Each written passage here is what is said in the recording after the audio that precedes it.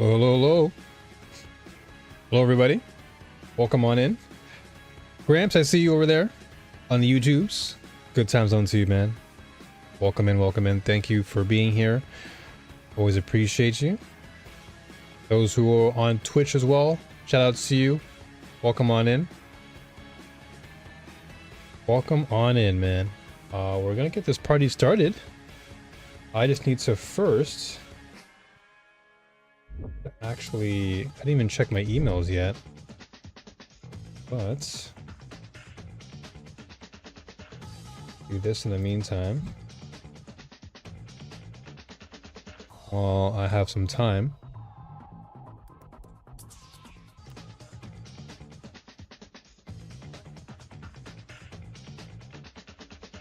Yeah. Things are good here. Summer is here, and so are the new work schedule. First 12 hours tonight. How about you? My man, as I always say, you'll get through it. You'll get through it for sure. At least the positive is that this, summer is there, so you have some good weather to enjoy.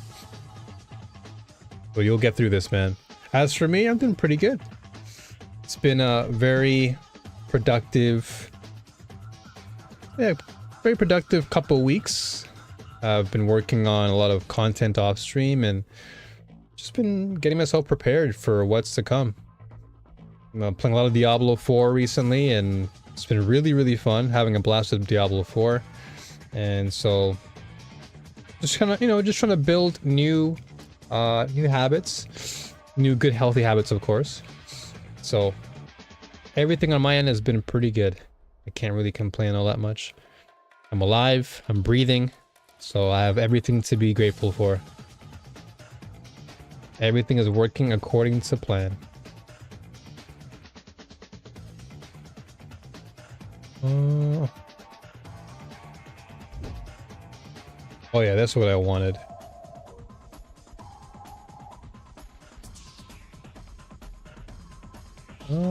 This is 2025? Hold on a second. Did I already have this?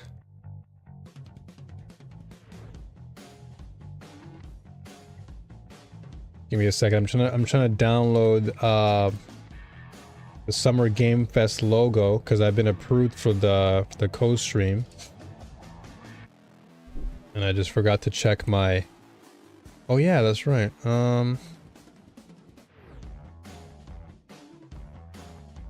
Oh yeah, that's right. Okay, so I can watch this on Twitch instead. Hold on a second. So if I watch it on Twitch, I can do the co-stream thing. So let me click off of the YouTube one for now. Give me a second. Submit to the Game Wars page. Here we are here. Okay, give me a second. Gotta set this all up now.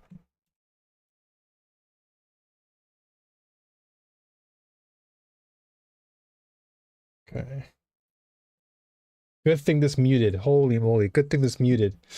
I would have been DMCA'd like crazy.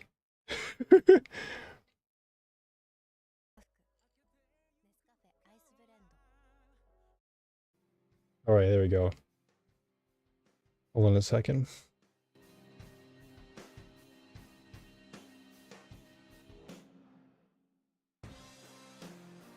Dude, I hope there's no flip. You know what? I might even watch it on flipping, might even watch it on YouTube because it's at 720. Yeah, I'll minimize this. I'll minimize this, and I'm gonna actually keep it on the YouTube version because this has been pretty smooth. Let's try and figure things out as I go. Great to hear, makes me happy. No sex for you.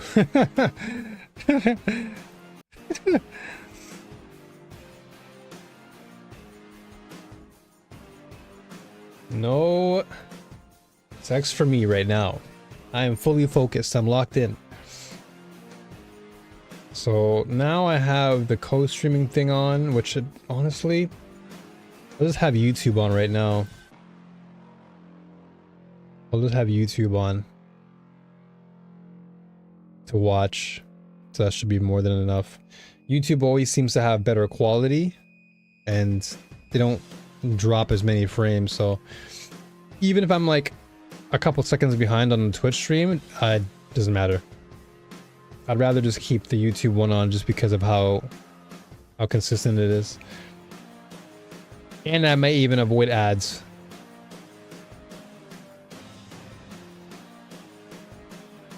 All right. So the event should be happening in about 15 minutes. So that's what they say though. They always say, oh yeah, come by and be ready for 5:15 in the morning. And then it's like, it doesn't start until like 6. It's like an hour after they tell you to come through. But yeah, man, I'm very happy for the both of us, dude. I really am. I'm very happy that we're both doing what we need to do, and you know, despite the challenges that are ahead of us, we have the right mind to keep going. So, as long as that's part of the plan, we'll both succeed. We'll both find the way out.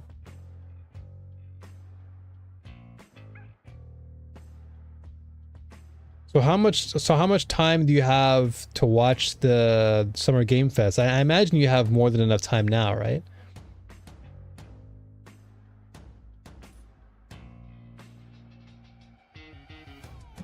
Dude, it says 5 p.m. Eastern. That means it's 6 a.m. my time then. But they told me to come through at 5:15. I woke up super early. I woke up super early for this then. I could have slept in a little bit more. But you never know. Sometimes they say a specific time and they do it so earlier, so.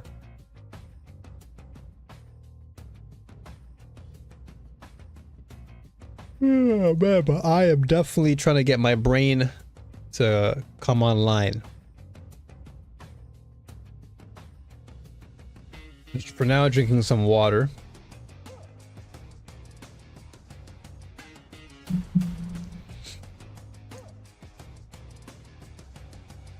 No coffee this morning. I can't have the coffee this morning.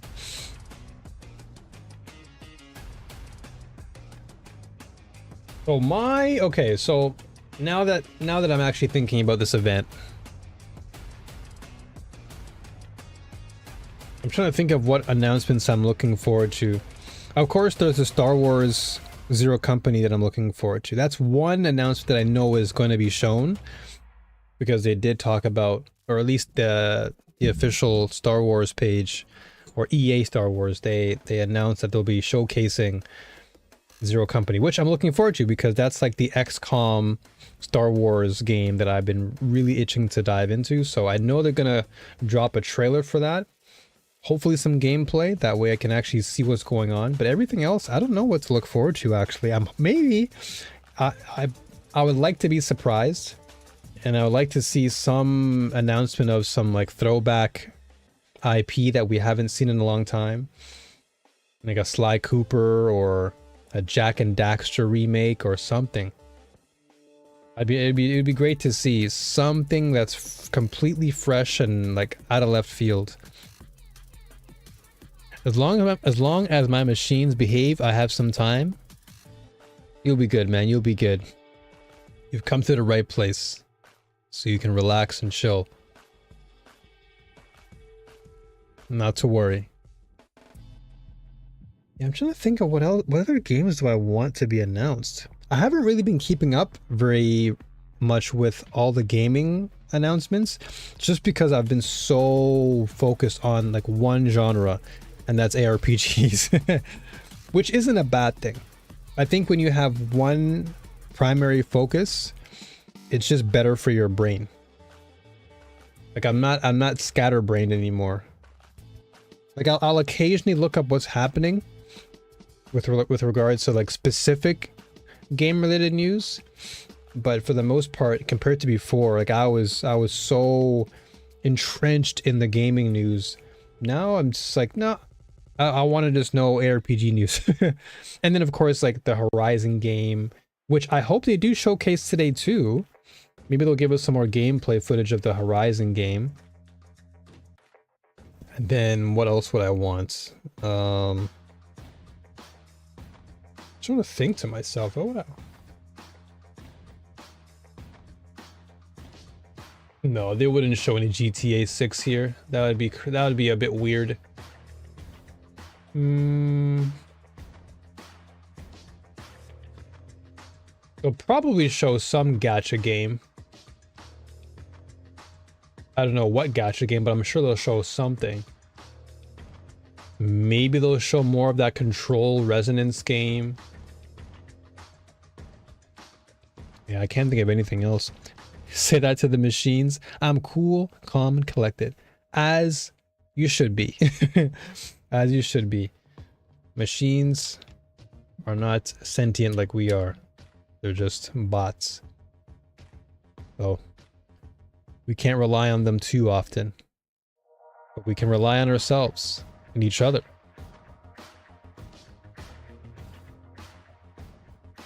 And for now, you can enjoy the Summer Game Fest. So who cares about the machines? They can't enjoy what we're enjoying. Dude, it said 5:15. It better be starting at 5:15, but it won't be because it says 5 p.m. I'm gonna be here till 6. I should just play Diablo until then. I just play Diablo 4 until then, dude. Man, I gotta wake up, dude. Oh, these early morning, super early morning streams are good thing I only do them like every now and then. Because if I was to do this every day, oh man, it'd be wild.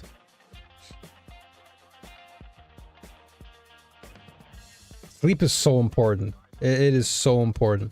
Even though I was able to get some sleep, no, it's crazy. Like for some reason, like when you know you have to wake up for something, and you don't want to miss that something, a lot of times you put more stress on yourself because now you have this like a mental alarm clock. Yo, what's up, DLM? What's up, brother? In the next hour? Next hour? Come on, dude. No way. I'm still trying to wake up a little bit. But other than that, I'm doing pretty good, D. How are you, brother? Next hour, though? I mean, that's gonna take a while. Okay, you know what, then? I'm playing Diablo. I'm playing Diablo until then. I don't see any reason why I would just sit here and watch this. I'm playing Diablo. I'll keep the, what is it called? I'll keep the tab open, or not tab, but I'll keep the title the same. I'm not going to change anything. Yeah, I'll just run some Diablo. I'm not going to change the game or anything like that. I don't see any reason to do that. Just for 50 minutes, just keep this on. Just play Diablo.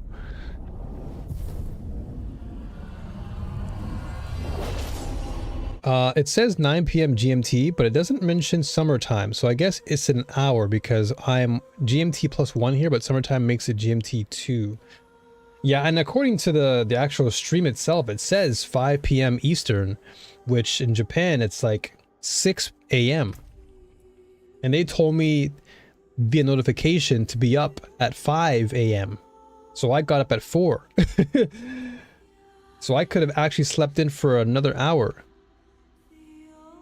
Okay, so it's ET and not EST. Dude, it's crazy that Japan does not have any of those things. If I just see time, that's what I see. I don't see like an hour ahead or hour behind anymore. That's the crazy thing. I don't see like the the forward and backwards time like before.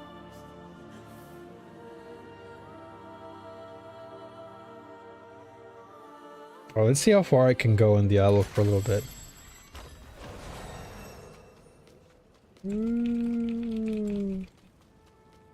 Alright, let's see what we have here. Nightmare dungeons. I cannot do that here. Oh, what's in the shop today? Oh yeah, that's right.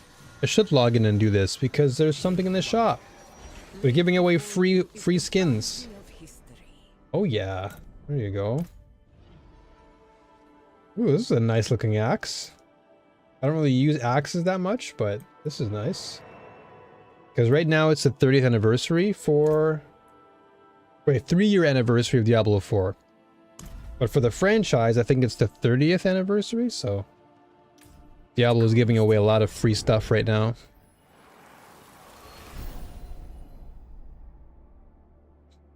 Let's see what's in the shop today. Any cool skins? That's a Sork. That's Warlock. The Warcraft skins. Oh, what's this? Order of the First Ones. Interesting. Decent skin. Looks like a Star Wars skin. Must be nice. I wish the government would make a reality of the discussion to skip summertime. It just messes stuff up. Yeah, I totally agree. The whole time zone manipulation thing, it's just weird to me. I've always found it weird. Even as a kid, I was like, why are we changing the time? How are we able to manipulate time like this? We don't even have that power. Oh wow, this skin is available? Ooh my gosh. The Snow Leopard skin for the Spiritborn looks nice. Anything for Necromancer? Golden Priest of Tragul? Or Tragul? Nah, this skin's kind of meh. Covenant of the Blood Saint? Nah. Lover in White, what's this? Ooh, this is not too bad. Bad looking skin. And that's all we have today? No. Alright. Nothing crazy. Alright, let's just smash some dungeons for now then. Yeah, I always found it weird though that every country, well not every country, but most of the Western world always seems to have this idea that, you know, we have to change the time and everything. We had to talk about stopping it. Yeah, because it makes no sense. How is it that we have like 1 hour ahead and 1 hour behind? Like time itself doesn't time itself doesn't change, right? So how is it that we're able to somehow manipulate that time and say, okay guys, we only have an hour less than usual. And then summertime comes, okay guys, we have an hour more. It's like, what? How does that make any sense? I feel like it's meant to like imprison us or something. I don't know. I get time zones. It's just the summertime I don't get. Yeah, time zones I definitely can understand. Like we're in different periods of the world. I get that. But the whole manipulation of time, like how do we actually manipulate time itself? Like time is something that, to me at least, time is something that it just happens. Like we don't really have any real control over time. So how is it that now we suddenly are saying, oh well, we only have this much time now because of PST and PT and EDT and GMT. And then suddenly there's an hour taken away from us. Like, what? How is that possible? And it screws up so much of your... It screws up your, like, your internal clock, too.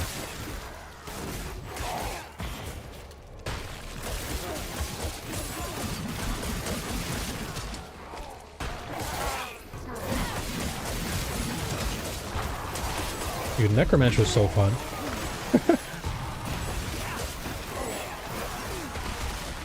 Oh.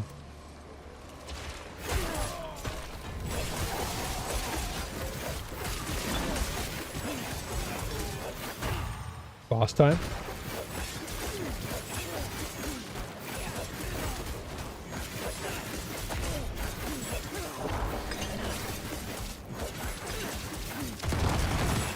Oh, he got destroyed. Holy, it just burst him down. Okay. Yeah, I'll check these out. I'll grab all of them for now. We're moving closer to level 70, so... What do we have here? Anything that's actually good? 800. Okay, so now we're at 800, which is good. And this is not a bad sword. 800, okay. And then we have dot damage and shadow damage, which is perfect. Which is actually good for us. But we also need crit and cold. There's a lot of good stuff here. 798. Okay, this is the highest one we have thus far. 804. Okay. I think it has to do with sunlight. You're supposed to get an hour more of sunlight in the winter, but honestly, who are they kidding? Yeah, it's like saying I have control over the sun and how the sun moves and operates. Because here in Japan, time there's no time zone difference. It's like whatever time it is of the day, that's the time. So if it's 11 p.m. in the winter time, it's the same 11 p.m. in the summertime. there's no shifting of times here. So it seems to only be like a Western related thing. Because for the past, well, over a decade now, I haven't experienced any of that time zone stuff. I just wake up at, if it says 1 p.m., I wake up 1 p.m. I don't have to push the clock back and do anything else. Well, it's just weird that time is somehow manipulated. Well, part of my theory is I wonder if it's supposed to be like some sort of like tactic that the higher ups are using to control us. Oh no, Butcher?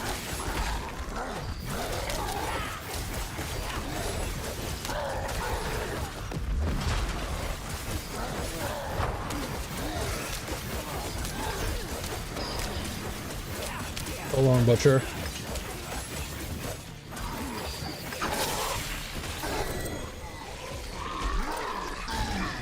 Butcher Dedge. To be fair, America has a long latitude. I really don't know. I don't know how to really. I don't know what to say about that. Because so many countries have like long latitudes and altitudes and all that stuff, and I get that. I just don't get that. I just don't get the philosophy behind changing the time. If we don't change time, winter will be dark. But that's the thing. That's the question that I posed then, right? If we don't change the time, then isn't that supposed to be the right time? So if anything, shouldn't winter be dark then? As it should be? Because if we don't change the time, then winter should be the time that it is. We will wake up and see no sun for another hour. So it's mainly for winter we're doing it?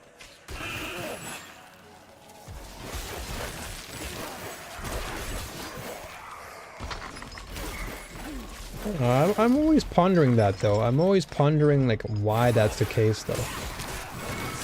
Like even though you know you get like this extra hour, but then like I said before, right? Like where is this extra hour coming from? And then we have to take that hour back later. But time itself, we can't manipulate. So whatever we're taking, like what are we taking it from? You know what I mean? Like what are we, what are we taking that time from? If time itself can't be manipulated by man, then how are we taking time back when it never belonged to us? That's why my brain's like, what? Like how? Why do we have to wake up an hour earlier, or why do we have to wake up an hour later? Like my brain somehow just doesn't compute that. Just make everyone start work an hour later for winter.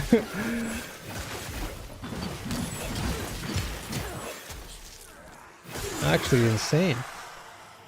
I think it all changed with the introduction of electric light. Before electric lights, people used to follow the cycle of day more, but then they work less during winter and more during summer.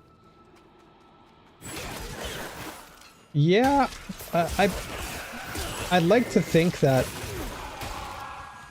perhaps at some point in human history there had to have been some form of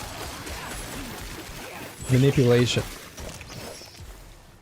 with regards to time by man, because what Graham said, you know, prior to clocks being introduced, most of humanity had to rely on, you know, I guess the stars, so to speak. Yo, what's up, Kaser? Hey chat, hey new.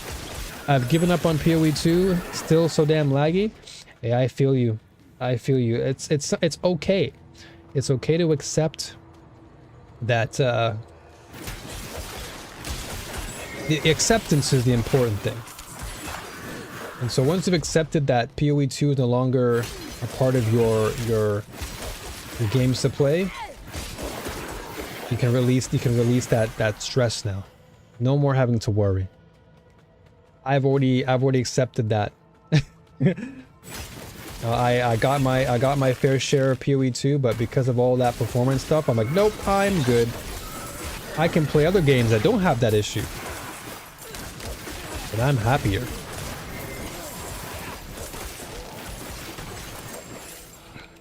And that is true, yeah. I mean, when you look back in time, like a lot of it was like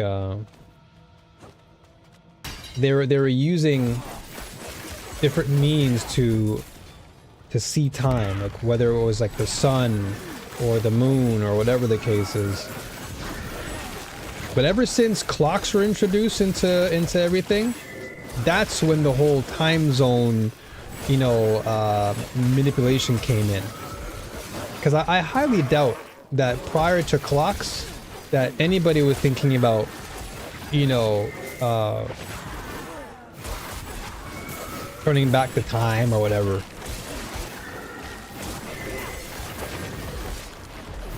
I mean, we had the sundial since ancient Egypt, but yeah, a lot of people still use the stars for time. Yeah, because I feel like the sun and the moon and the stars, they give you a good indication of like what the actual time is. But I think once they introduced actual clocks, that became when time itself was like a manipulating thing. Like, because think about it this way, right?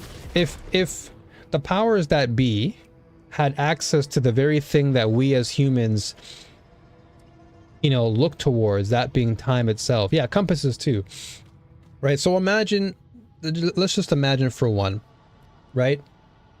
No clocks, right? We live in a primitive time where all we had was sunlight and we had nighttime.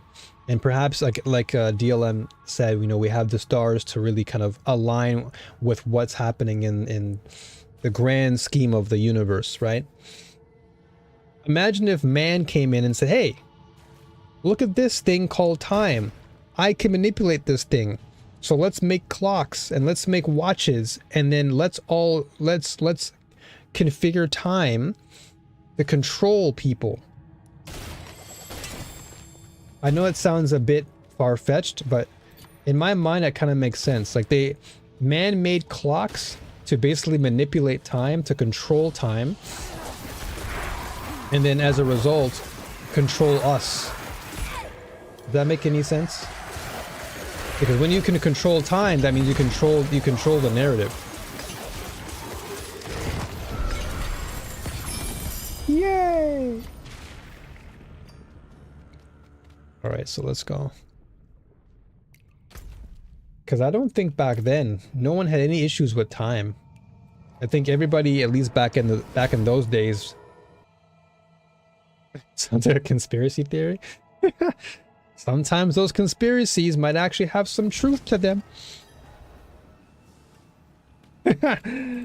Who knows? But that's just been my brain for the longest time. I've always questioned that stuff.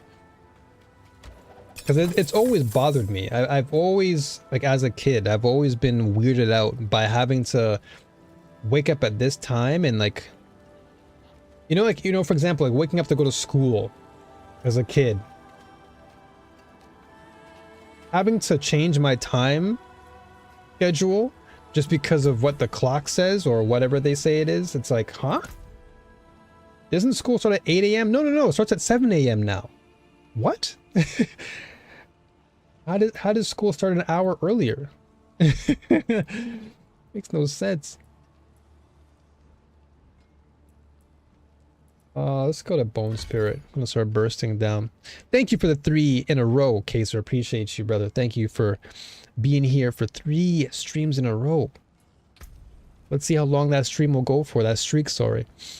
Well, that again, that all depends on me. I have to stream for that streak to exist. How do you co-stream with the Game Awards? Do you sign up for it and then add co-streaming in the title? Yeah, pretty much. I receive, among a lot of emails, I receive an email from the Game Awards, and then they ask you whether or not you want to take part in the co-stream, and then they send you co-stream, like, what is it called? They send you like a co-stream package, and that package just contains, the logo of the event, and then you're co-streaming, whatever, and that's about it. Nothing crazy. I get to do it every year, so at this rate, like I'm pretty much good to go. Like I always receive the same email, and I just click confirm, and then that's it. And then I just co-stream, and I'm good. So I think a lot of people do it because it's just like I can't remember where I signed up for it. I think it was on X where I received the link, and then the link took me to a page where I can just sign up and use my email, and then if you're approved, you're approved. If not, well.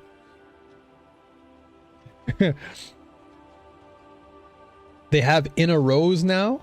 FOMO is going crazy. Yeah, that's what I'm saying. That's what I'm saying. Once they started to introduce the watch streaks on Twitch, I was like, uh-oh. I mean, I'm guilty of it too, because I sometimes look at my streaks and I'm like, oh no, I missed my 10-day streak on this stream. I better go back. It's one way to keep you in one way to keep you on the website, that's for sure. It's been a rough day for me. My dad's funeral. Time for some fun. Hey man, I definitely know what it feels like. I believe me, I've been there. I've been there, brother. But like you said, time for some fun. Get your mind off of things. I'm sure your father would be very happy to know that you're enjoying yourself and not allowing the circumstance to bring you down. I'm sure your father would be telling you to stay strong and to keep moving on, because at the end of the day, that's what we have to do. We have to stay strong out here, and knowing what, the way I see it is this: when times like this happen, a lot of the times it's for good reason. It's to strengthen us. It's to strengthen us, it's to bring us closer to our other family members and friends, and it's also good to recognize who actually matters in our lives. It makes you realize that not everything that we go through in life is super important. The most important thing is embracing our family and our friends, our close friends, and not getting ourselves too caught up in the everyday stresses, you know? Because when we're gone, right? So we might as well enjoy what we have with the time that we have. I know we're talking about time the entire time, but you know, we only have so much of it, right?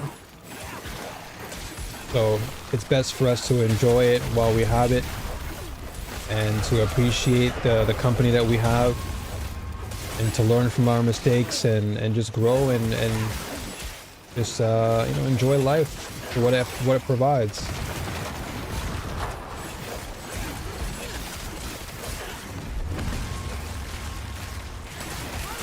Why is Necromancer so fun?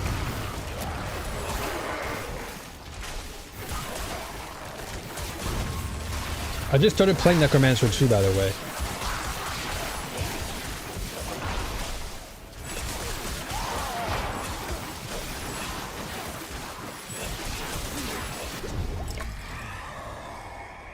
He sure would. Like he said, don't waste money, time on the dead. It's better used on the living. Hey, he's got a good point. He's got a good point. And you know, the more you stress yourself over the thing that you don't, you know, you have no control over. Like the more you think about it, the more it stresses you and the more it brings you down. But when you just learn to accept that, you know, all of us at some point, all of us are gonna face, you know, we're gonna face the end at some point. But this is why it's important to enjoy it while we have it. You know, and enjoy these moments. Whether these moments are good or bad doesn't matter. You know, these are just moments in time, and everything will eventually pass. So better to enjoy this time now, and not lose faith. Just keep the faith and keep moving forward. You're still in your first character, Warlock? I mean, Warlock is one of the strongest in the game right now. So I definitely don't see any reason to change. You definitely have a very strong, very strong class on your hands. That's what funerals are for. Letting the grieving get together for support and closure so they can then resume their lives and keep on going on. Exactly. Exactly. You gotta keep on, man. You gotta move forward, because if you just sit down and let yourself be too absorbed in all that, it only brings you down, you know. It's all about trying to let go and move forward. And when you learn to move forward, life often surprises you with many other gifts. Uh-oh. Nope. Oh, you froze me there. No, I get frozen again. Oh my gosh.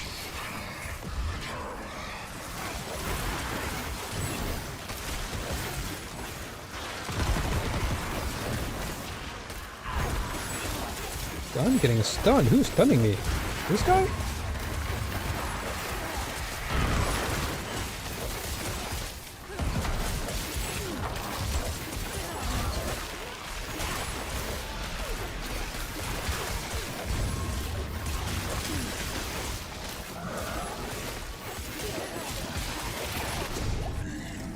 Alright. I'm not playing that Fire Warlock thing, just playing with Dreadclaws. Isn't Dreadclaws still pretty strong? At least from what I heard. I heard Dreadclaws is still pretty good. Like any of the Warlock's abilities are pretty good. I know that APOC is like insanely good. But Dreadclaws I think is pretty good, no? It's okay, not a top build? Hey, as long as the build is fun, that's what matters, right? I mean, look at me. I'm not even playing the best Necro class, or the best Necro build, which apparently is like minions. I'm literally playing a freeze mage, but but just a dark freeze mage. We have 113. Finally, we got above 100. Let's see. I'll click all these for now. Because I was playing Sork, and I built this build, and it was literally unkillable. Not the top tier meta one, not the ball lightning. I literally made a build that was purely all blizzard and arc lash, and every time I would hit somebody, it would just insta freeze people.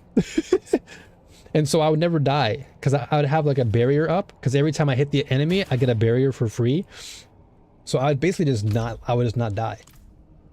It was just crazy. I heard the blood thing is the best necromancer. I'll only play necromancer with minion. The other seems fake.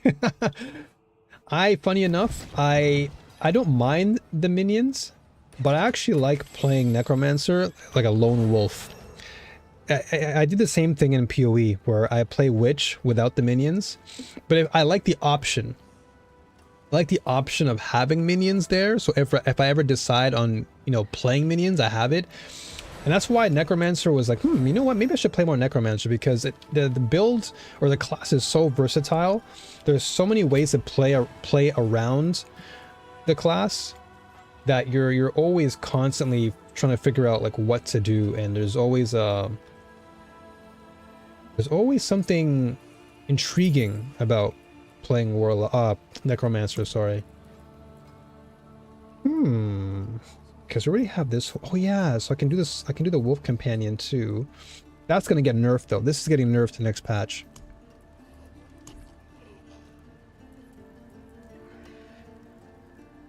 So I need 8. Okay, what was the one that I just saw? 824.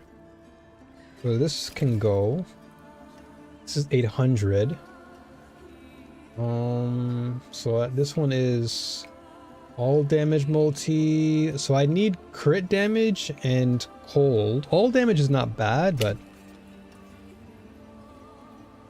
and this is dot shadow. Okay. My spellcasters like Necro, Sork, I always play as females. I have no idea why. I'm the same thing, dude. I'm the same thing. Literally every game, even in Destiny, I play like a female character. I just have this odd desire to play a female character in games. I don't know what it is, but I just feel the urge to want to play a female character. I don't know. Maybe it's just because the male designs don't often have very good design, if that makes any sense. Like, they just don't seem to have anything interesting. So I just don't play male characters. Like, their skins are always weird looking. But whenever I play with like a female character, they always have a wider variety of options to choose from, which is weird. Okay, let me junk all this. Okay, let's see if I actually have anything worth crafting here.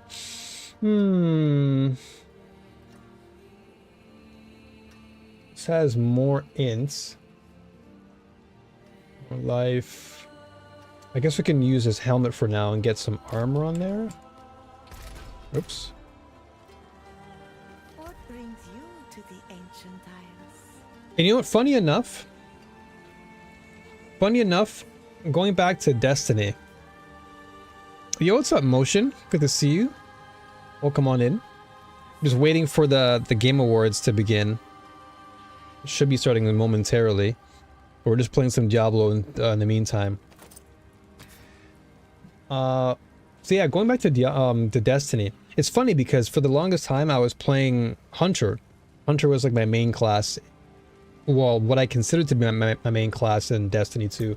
But then towards the end of my journey playing the game, I actually liked Warlock a lot. Like, Warlock was really fun.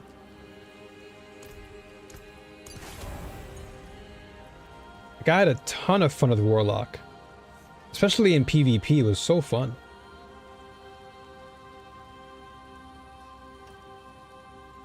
Maybe it's time for me to get back to Witcher 3. Dude, I haven't even touched a Witcher game in years. I have no idea what Witcher 3 is all about, or any Witcher game is, for that matter. I have literally not touched that game in so long. It's been super long, dude. Super long. Okay, let's get some armor. Oh, perfect. Just as I call it out, I'm like, oh, let me get some armor. Boom. First roll. Done. Okay. Now I just need to add some sockets. I can tell you, D4 has no lag on your Twitch stream. PoE2 was a different matter. That's the thing, right? That's another reason why I'm kind of like steering away from PoE2. It's not because I don't like the game. It's just because it just creates so much. Oops, wrong person. It just creates so many issues for my stream, and it's just like I don't want to deal with that right now. Let me add sockets to this guy here. I cannot use that. And then we unsocket this. So I need a Void Health and the Frost Nova. Okay. So we swap over to this. Boom. And then we put in sockets here. So Frost Nova. And then what was it? So yeah, Void Health. Here we go. Do I have any more? Okay. Macabre. Yeah, it's fine. Okay. I want armor streamer client on. Done. That's what I'm saying, dude. This is so much easier to play Diablo on stream. First versus third person perspective. Females look better when in third person, while at least for me, when I'm in first person, I play me, if that makes sense. Yes, I can see where you're going with this. Like in third person, like when you're seeing the actual model of the character, I feel like the female design and aesthetic looks more pleasing to me than looking at the male aesthetic, like, or the male design. Like everything that I put on this character just looks so much more sleek on a female character. Playing D4 but not PoE2. I actually played PoE2. I played quite a bit of it. I got to tier 13, tier 14 maps, and then I was like, you know what? I think I'm good. I think I got enough out of that game. I don't really need to push myself beyond what I've already done. I feel like with PoE2 now, I'm in that state of waiting. I'm like, you know what? I'm just gonna wait until 1.0, because the game right now has just not been very playable for me.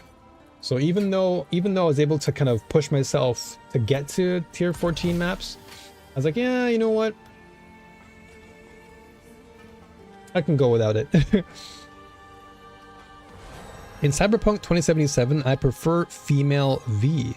She's a very good voice actor. I want them to fix the mega lag. Yeah, I mean, there's so many things to fix in PoE2. And lag is definitely one of them.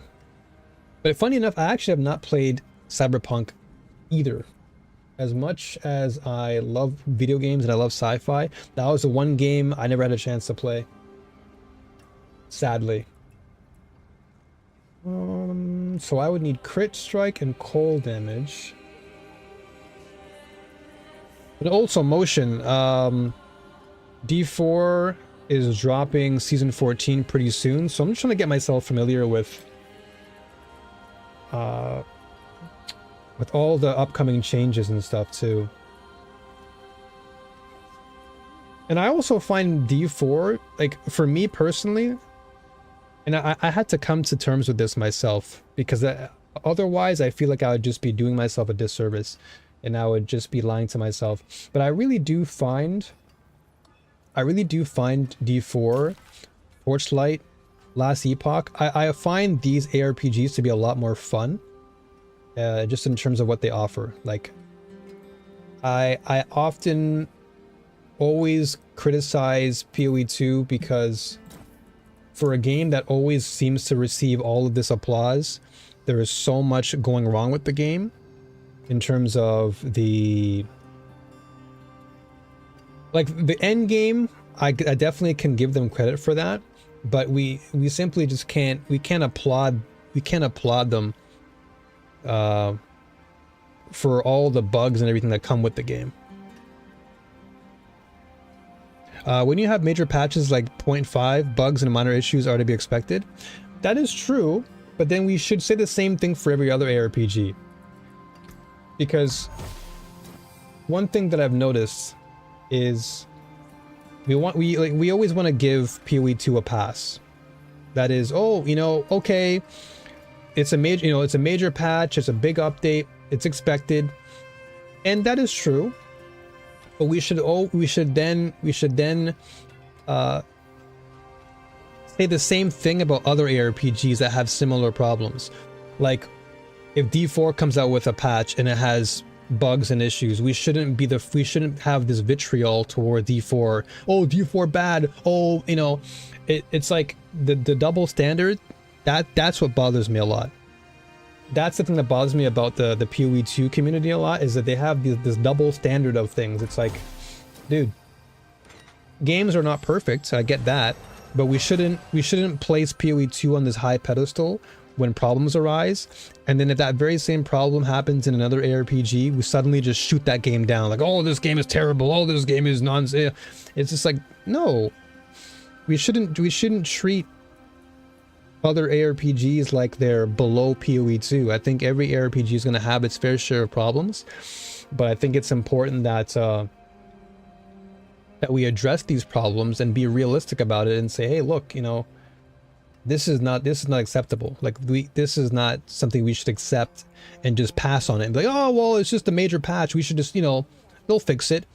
I mean, if the game isn't playable, to me, that's not a good game. Like if I'm logging into your game and I have lag and I have frame drops and stuttering and crashes, that to me is not a good game. That would only lead me away from wanting to play your game, because you've already kind of told me via the game, oh, well, there's all these bugs and issues, so you're not willing to fix it. Well, I mean, they're fixing it now, but I mean, it's just like you had all this time, right? Like, this is the thing, like they had all this time to make these issues disappear prior to the release. That's the main thing. The bugs and these little problems is one of the reasons why we have early access in the first place, for that feedback and to be able to improve on every step. That is true, but at the same time, it's important that within early access, you make sure that your game comes out without that many issues. Like I can understand early access games having their fair share of hiccups, but for PoE 2, for you know, the game that it is, for the game to, what am I looking for? Oh yeah, for the game to come out in, for the game to come out like it did, and to have that many issues, we shouldn't be praising the game.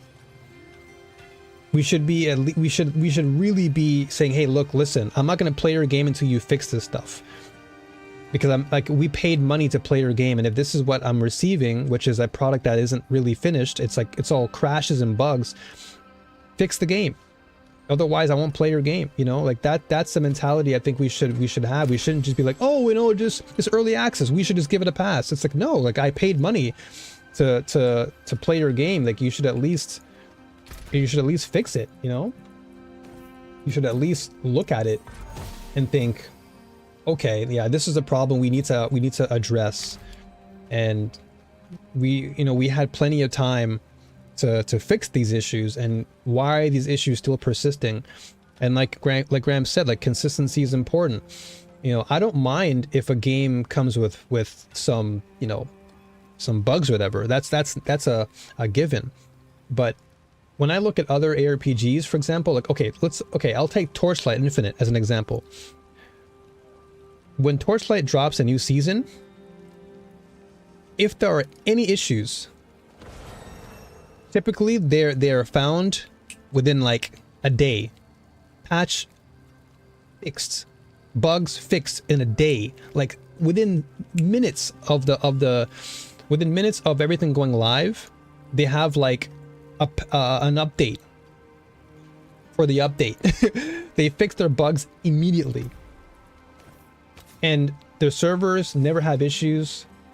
Like nothing go like I've never really had that many issues, if any, on Torchlight Infinite, which to me just says a lot, because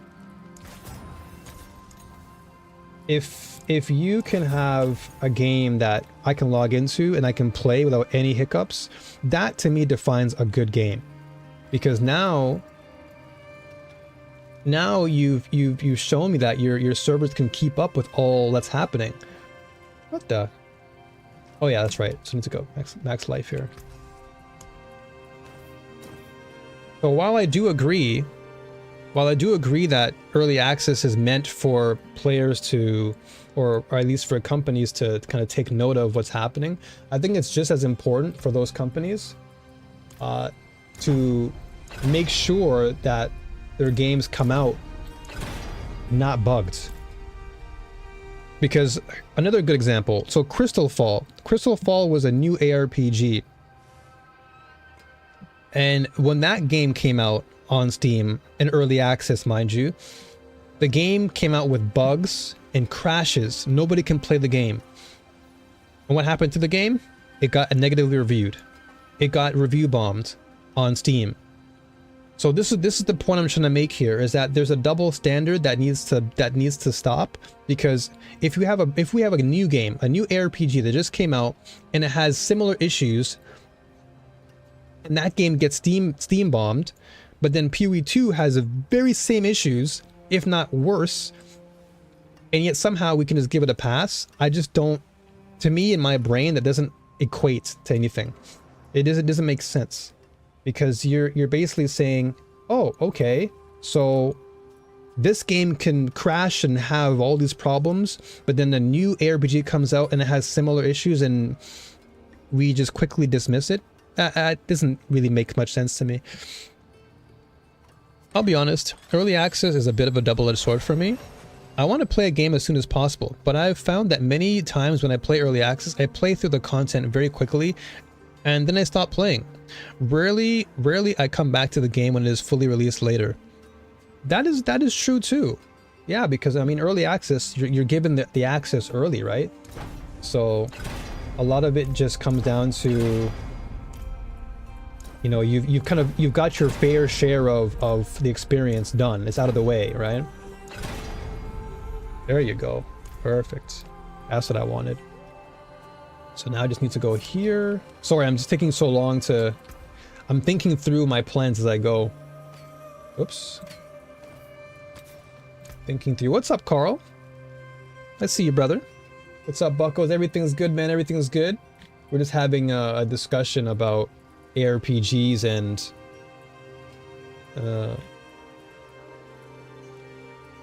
and the important aspect of making sure that your game comes out and it's fully functioning, and that we shouldn't be placing, you know, we shouldn't place any game above the other, you know.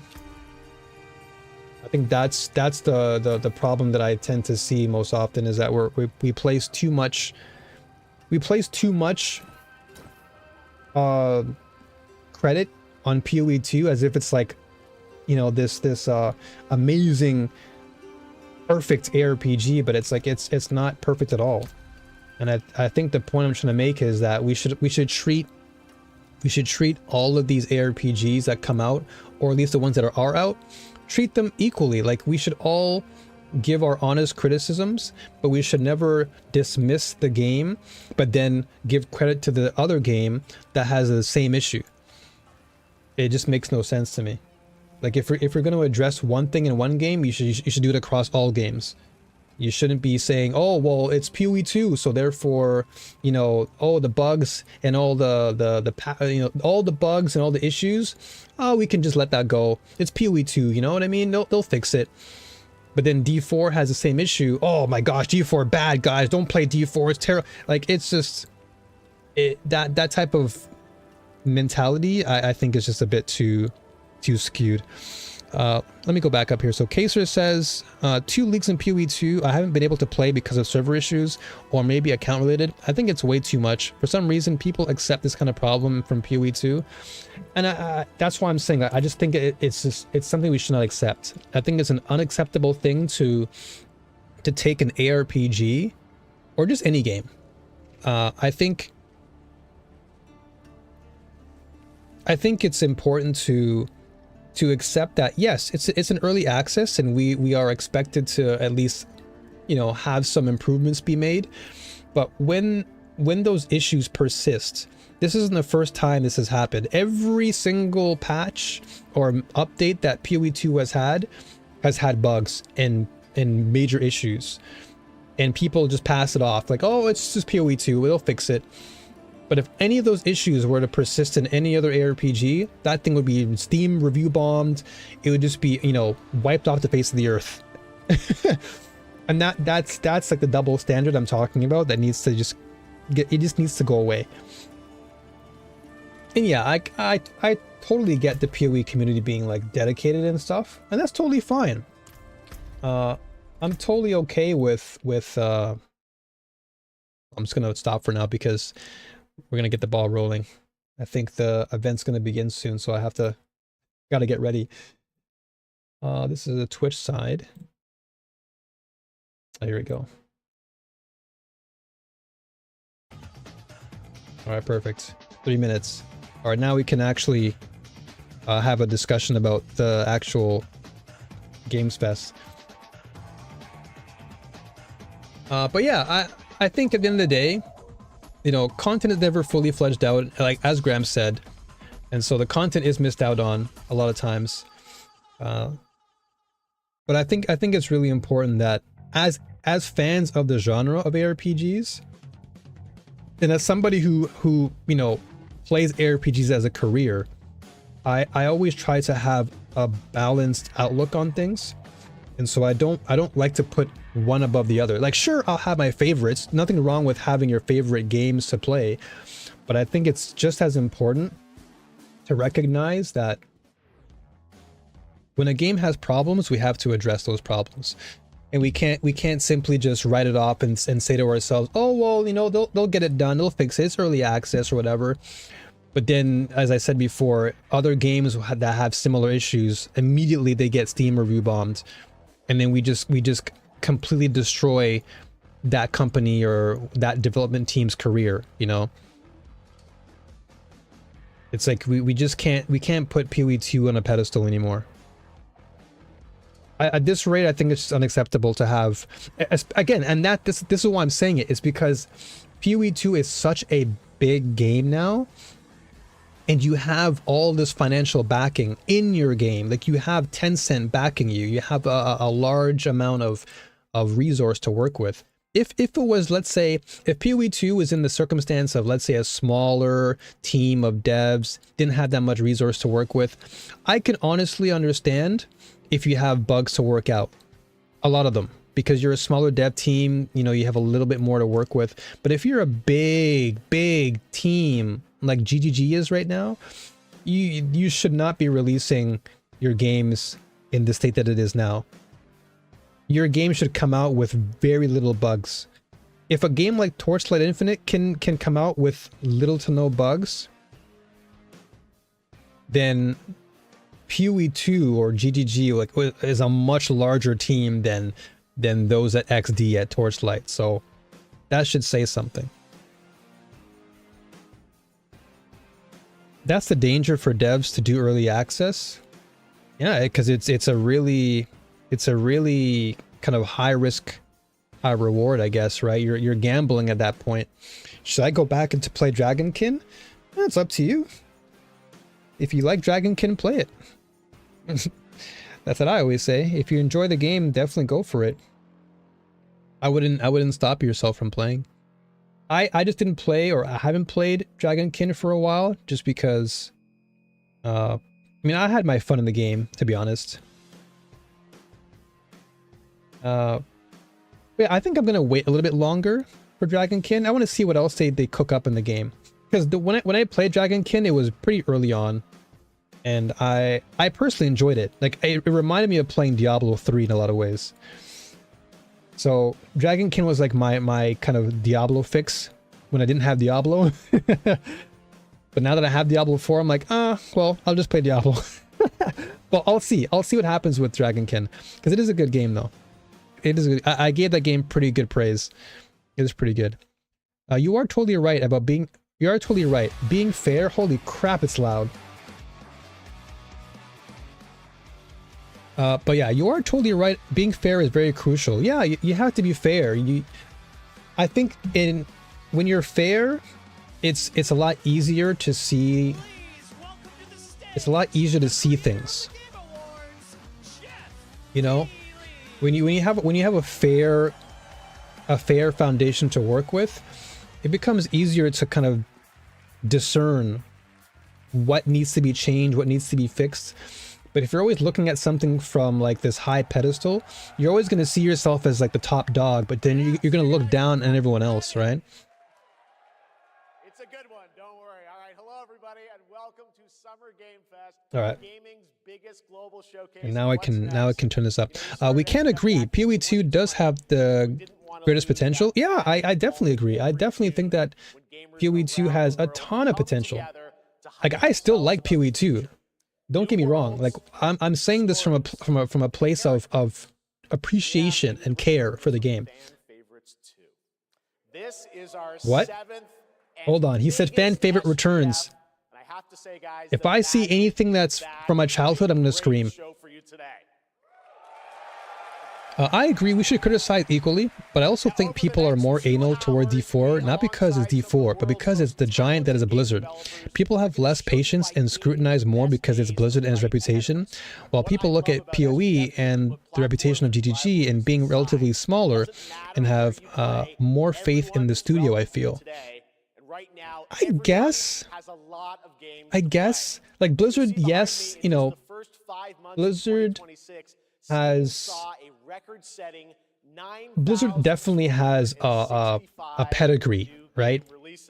You have games like Overwatch, you have games like Hearthstone, you've got, you know, D4, you know, StarCraft. Blizzard has a catalog of very, very popular, prominent games. What the heck? Oh, okay. I guess it skipped time. I was behind in time. Yeah, going back to GGG, I think that with GGG, if by company standards now, I would say they're actually as big as Blizzard. And I say that because they have Tencent backing them up. And Tencent literally is like one of the biggest, if not the biggest, contributor in the gaming world right now when it comes to just buying out different publishers, like buying out different companies. So I feel like GGG has the same amount of financial backing as Blizzard does. But of course, I can see where you're coming from, Carl. Like Blizzard as a company, they have a much higher degree of standard, right? Because they've been around for so many years that people have this standard to look forward to with Blizzard. But even then, I still think that I still feel like we should still hold every game accountable regardless of where they come from. Whether it's a big company or a small company. What is this? This is Gran Turismo? Hold on a second, guys. My ARPG brain wants to have a discussion, but I'm seeing game on screen. What is this?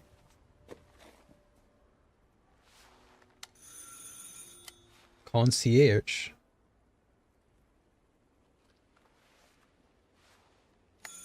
Carson, I'm looking at all the different things. Carson, Bruno, what is that? Oui? Qui est-ce? Is this Resident Evil? So, you're the American who called earlier. The sister of the man on the third floor. Ah. Oh, this got to be Resident Evil. It's so nice to meet you. Oh, it's freezing. Come in. Come in. This has to be RE. Catch a cold?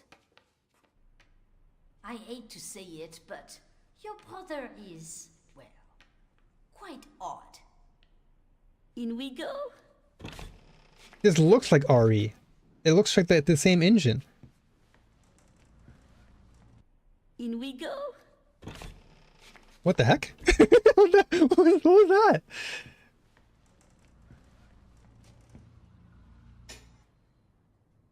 Oh la la. Mais quel pagaille. He's made such a mess again. Think, I just cleaned it up a Wait, week what? ago. Is the audio off? Like a boulder rolled through here. Huh? Or is it the stream or is it me? Ah, the delightful biscuit. Because her mouth is moving more than Ourselves. her mouth. I'm so sorry. It must be the maintenance. Bring some nice coffee. Okay, something's going on with the audio. I don't think it's me though. A part of me wants to say it's the video in the post recording. Are you gonna play No Rest for the Wicked, the Souls-like RPG? I might. When it comes out in October. Because October is birthday month, so I may treat myself to that game. So, to answer your question, perhaps. I hear you both.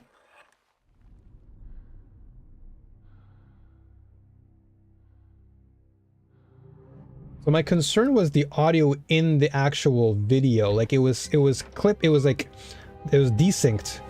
Oh my god. The heck? That scared me. Oh, this is RE. Yeah, I knew it was RE.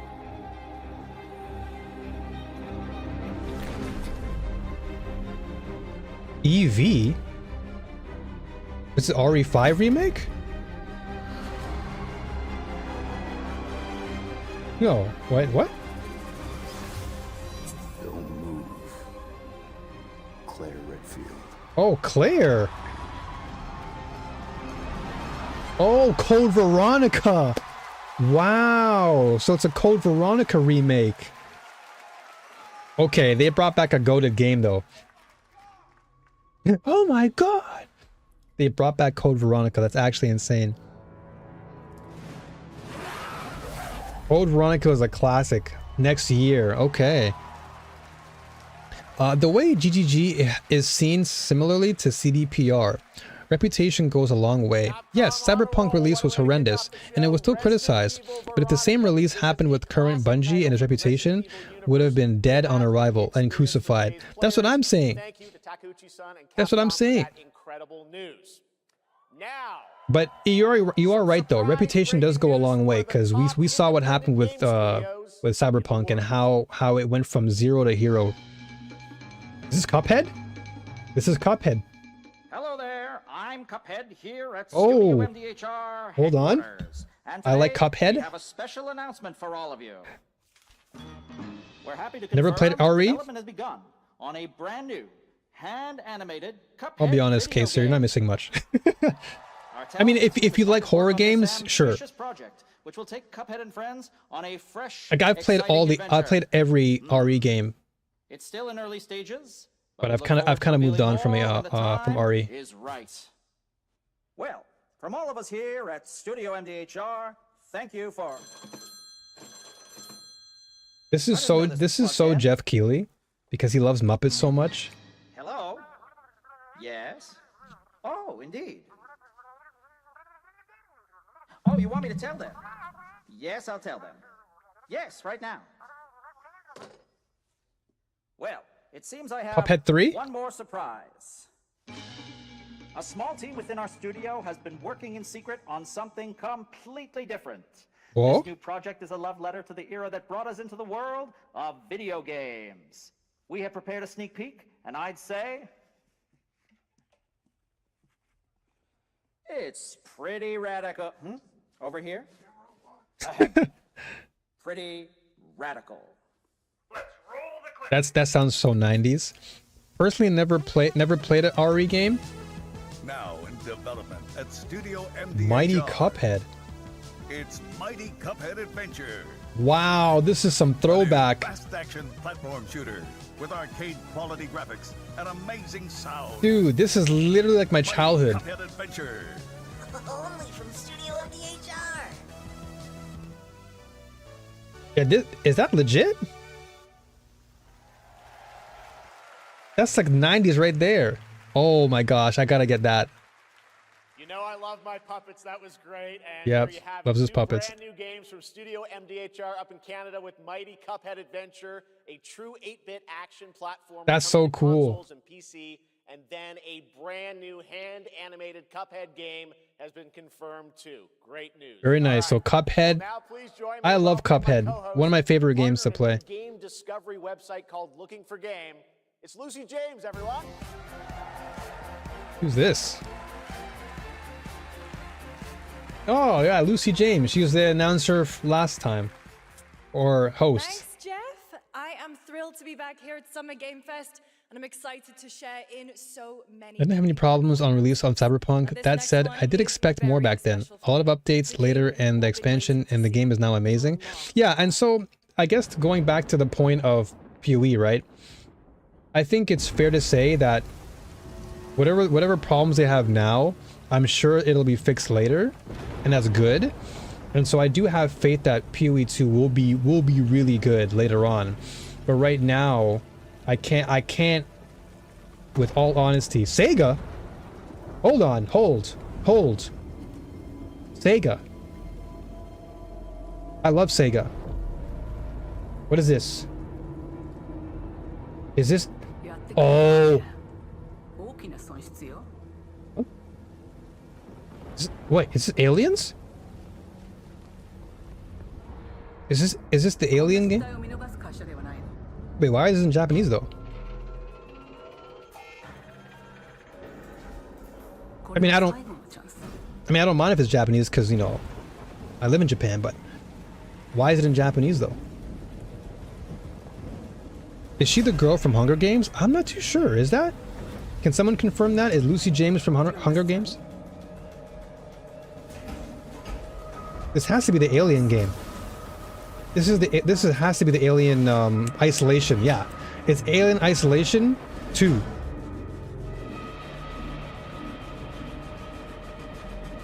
It has to be. Yep, I knew it. It's aliens. It's aliens. Oh God. Yep. This was in development. I don't know if I want to play that game, knowing how scared I get, but it looks really good. Director of Alien Isolation 2. And I'm also Jennifer Lawrence is a Hunger Games girl. Is it a thrall from the Hive? We're very excited to share our return to the survival horror genre.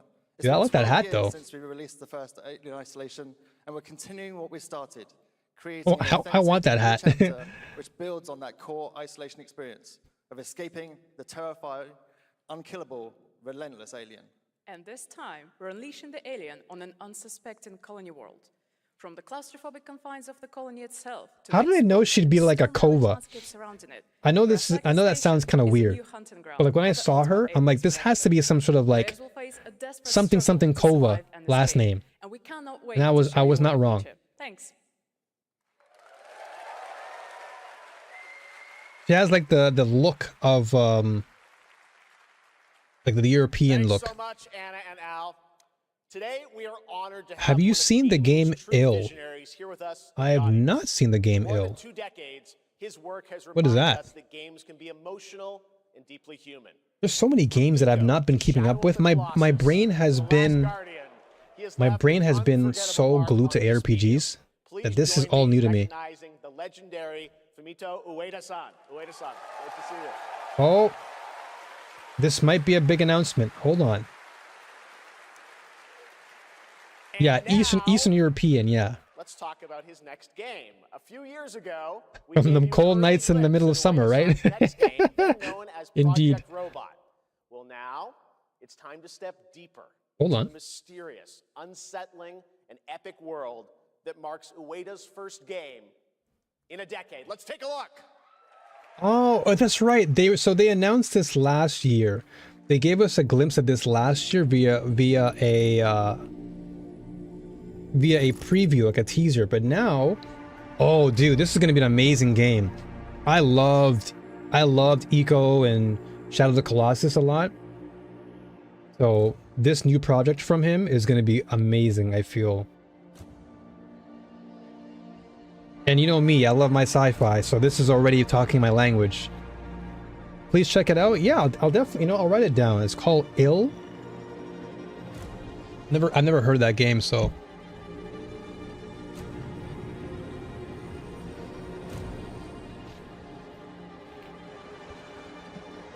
Ill. Is it like an action game? Is it a horror game? Like, what is it?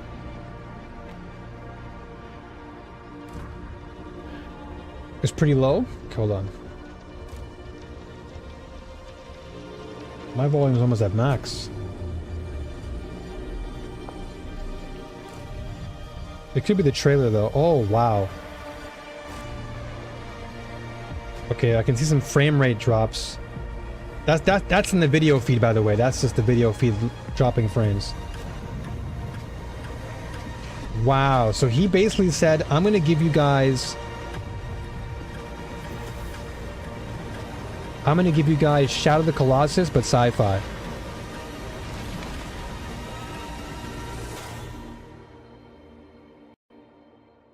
This is basically Shadow of the Colossus. Gen Atlas. That's the name? Oh, wishlist now? Oh, I'm definitely doing that. It's on Epic, though? Does that look incredible? Gen Atlas. All right. I cannot wait for Gen Atlas. Thank you. Looks great. All right. Well, next we travel to the east, to China, circa 848 AD. Blood Message is a cinematic single-player action-adventure game from NetEase. Blood You are a Ease. messenger who embarks on a perilous eastward odyssey with your son, fighting against impossible odds. Okay. I sense this is going to be another Starfield. Oh, no. It won't be Starfield. I guarantee you that. If you played Shadow of the Colossus from like way back in the day, it's totally different. It's going to be like an entirely single player Shadow of the Colossus experience. It's going to be, oh. So it's so good. What I just saw there was basically Shadow of the Colossus but with robots. Yeah, exactly, Gramps. Yeah, it's Shadow of the Colossus, but just with sci-fi, which to me is really good. One of the best games I've ever played in my life was Shadow of the Colossus. What is this, Dynasty Warriors?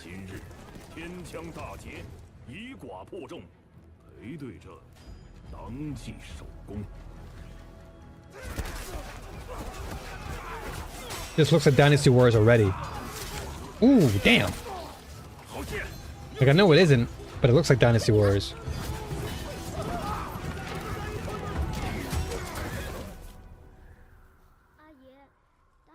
React to its trailer? Oh, ill? But is it a new game or is it old? Or not old, but like, is it like a recently announced game?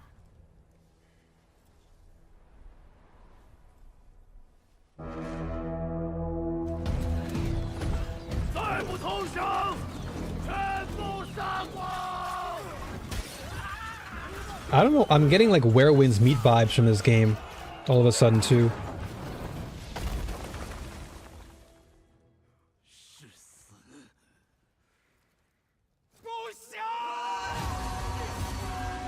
Okay, this... Oh, you know what this also gives me vibes of? For Honor. I don't know if you guys have played For Honor, but this is giving me For Honor vibes as well. It's like Dynasty Warriors, For Honor, Where Winds Meet, all in one game.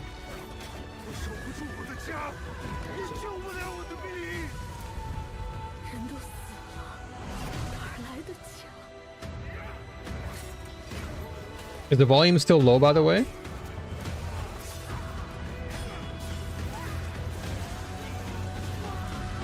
Damn.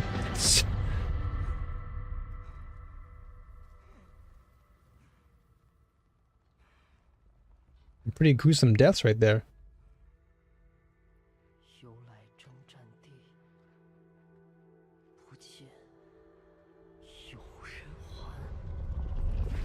Holy. Blood message. It's a new game. It's going to come out in 2027. React to its trailer and you'll be in for a thrill. You can thank me later. Is it like an action game or something? I want Exodus and The Expanse. Oh, Exodus looks good too, by the way. Hands-on preview tomorrow. Interesting. Okay.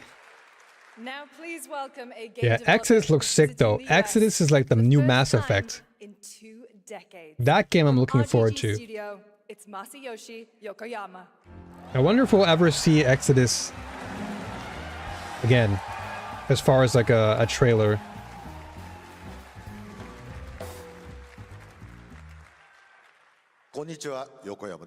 Oh, I met this guy in IRL. I met him like many years ago though. Hello everyone, this is Yokoyama. Today, we have an exciting new update about Stranger Than Heaven. First, please take a look at this. Oh, this is the new trailer? This is like the new Yakuza, right?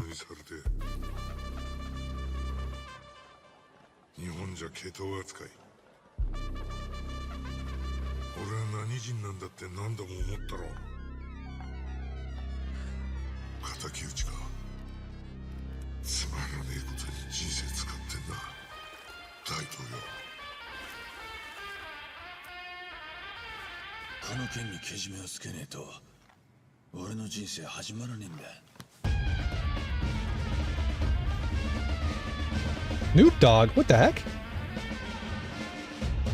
What's Snoop Dogg doing in the game?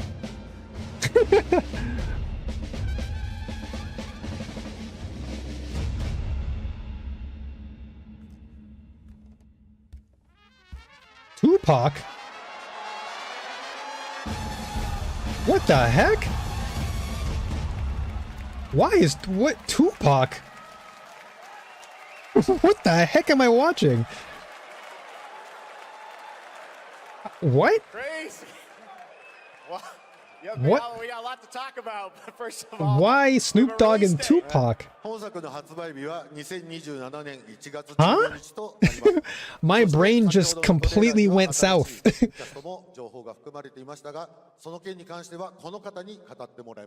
more information will be revealed at a later Stranger Than time. Heaven will be released on January 15th, 2027. As you may have noticed in the trailer, we revealed some interesting new cast members. To tell you more about that, I'd like to bring out a special guest. Please welcome Snoop Dogg.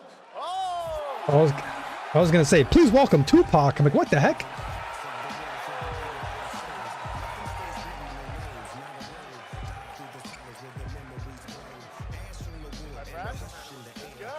Snoop. Snoops. Everyone's talking about this game. It's so good to have you here, man. That's crazy.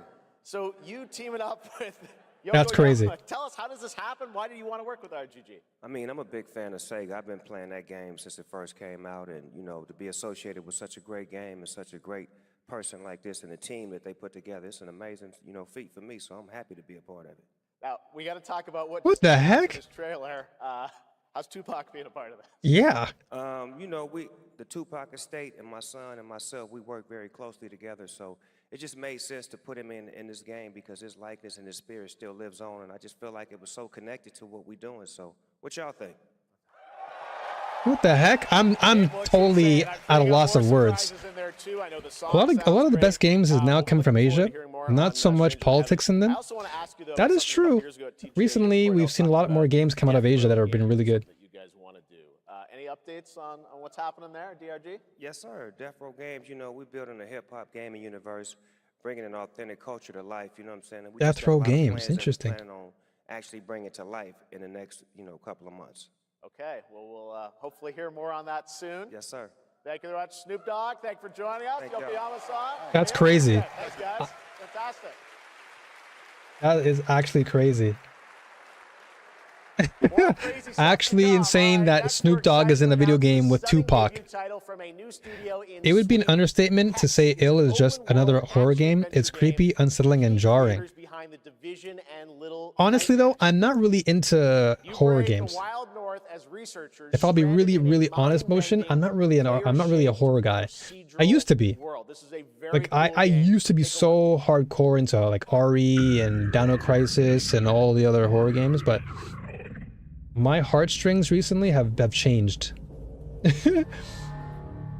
What is this? Dead astronauts. What is this?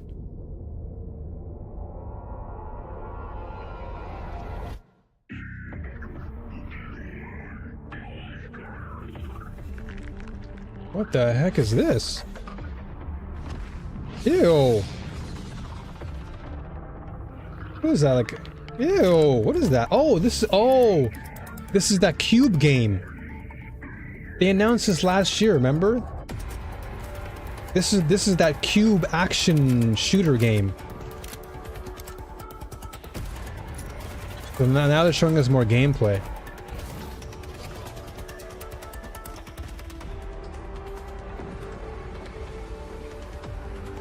Okay, why does that give me Destiny vibes all of a sudden? Was it Destiny 3?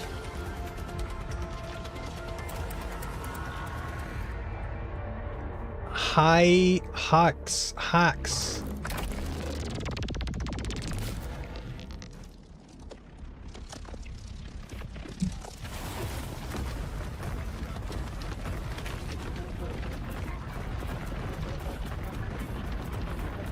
The heck?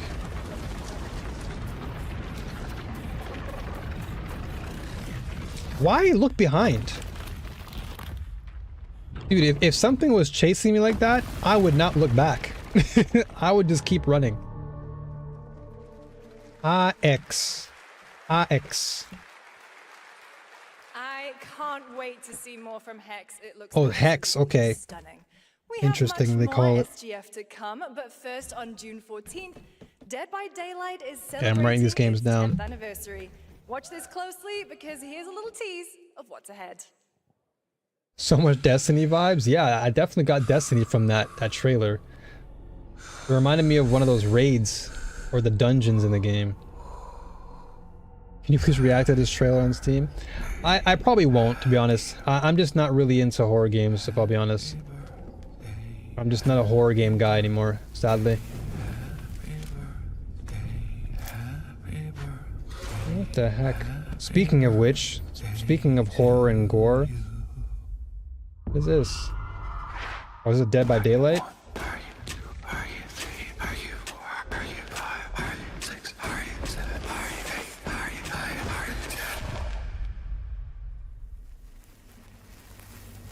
Duh.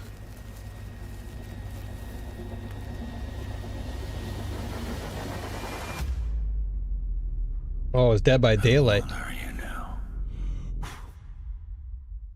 Wow, it's been 10 years since Dead by Daylight?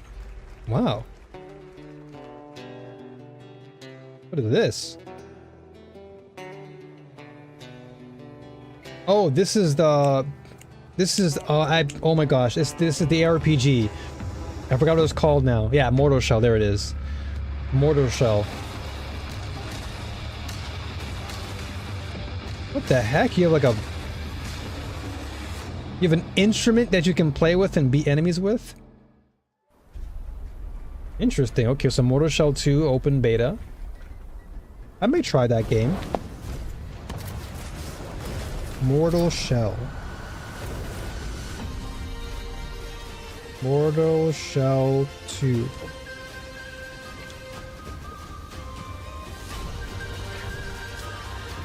Oh, this is so loud. Oh, this is like a Western game? What is this?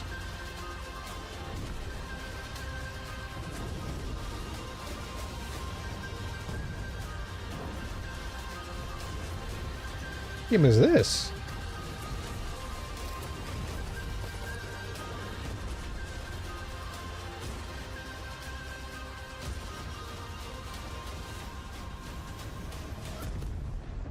I don't know what to think of this game. Sand Raiders of Sophie. Play the server slam now. Okay. It happened so fast I didn't get a chance to really react. I won't be surprised if PoE 2 in this event as a little promotion for 0.5. Yeah, it's possible. Wouldn't pay so nice if it weren't. You know what I would want? I want them to like tease us with flipping Diablo 5. Give us a teaser for Diablo 5. What is this, Assassin's Creed?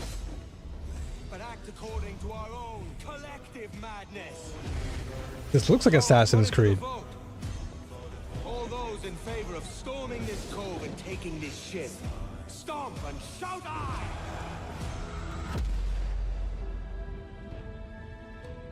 This is the Black Flag remake or something? Can you feel it, Addy? We're moments away from the grandest prize of all. After you, Captain. Path ahead is dangerous. Ooh. Don't save me a spot in Hell Shaka. Path ahead is dangerous. What the heck? Don't It save is. me a spot in Hell Shaka. I ain't coming soon. The audio was weird there. Oh, okay. I guess that was on my end, perhaps? The connection? Weird.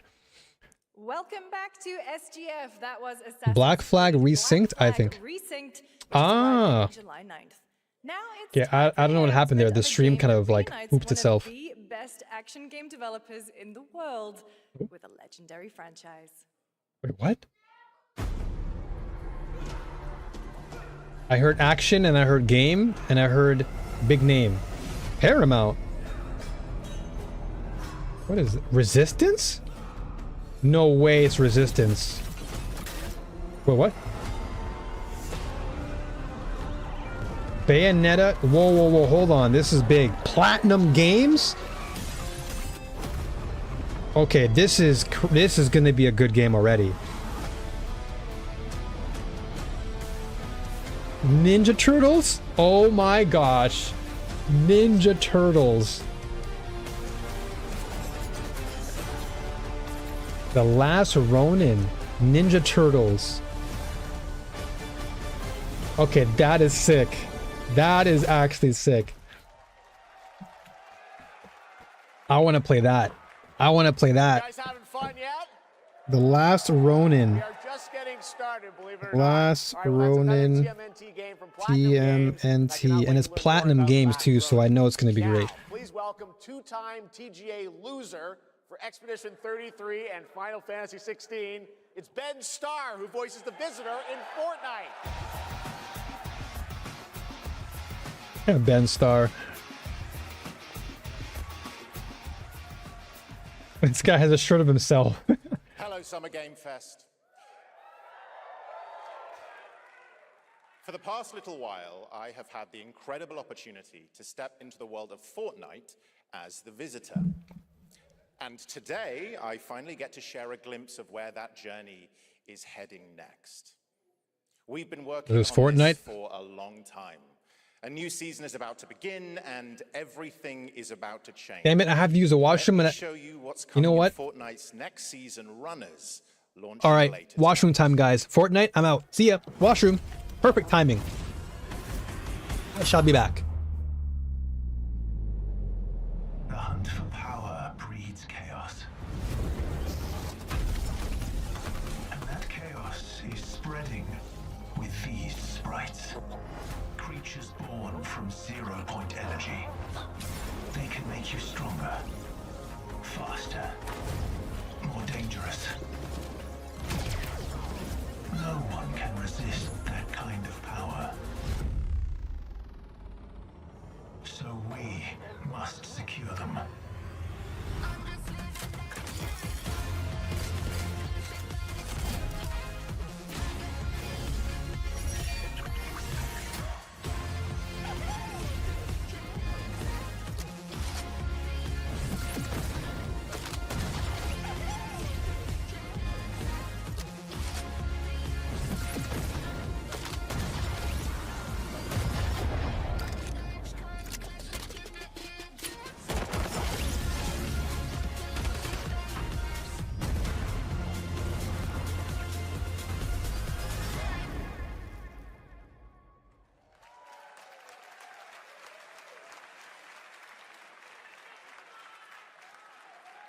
Now, if you're wondering how we end up on this new island, you'll have to jump into the Shattered event happening live inside Fortnite right after Summer Game Fest. This season, we asked every player to choose a side, and in the live event, that choice changes your experience. It has all been building to this moment. The party starts at 7 p.m. Eastern Time, but the doors open early, and trust me, you'll want to stay to the very end of the event. I've got a little surprise waiting for you.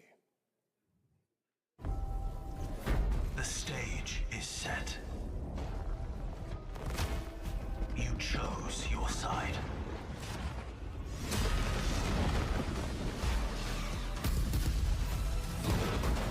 This ends now.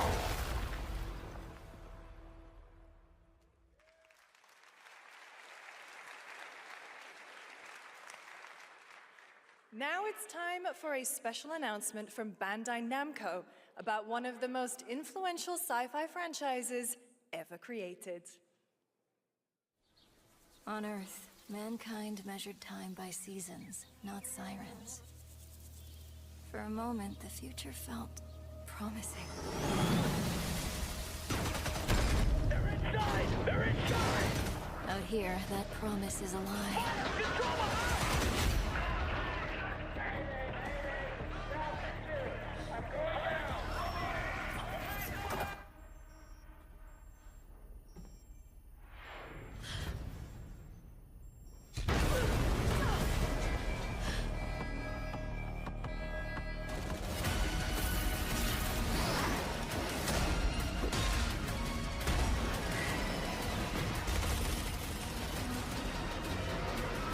Every breath taken is inside an armored shell.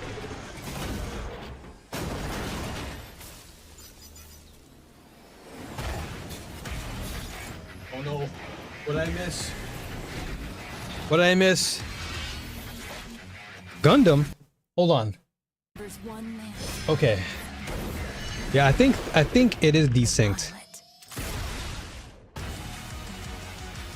Whoa.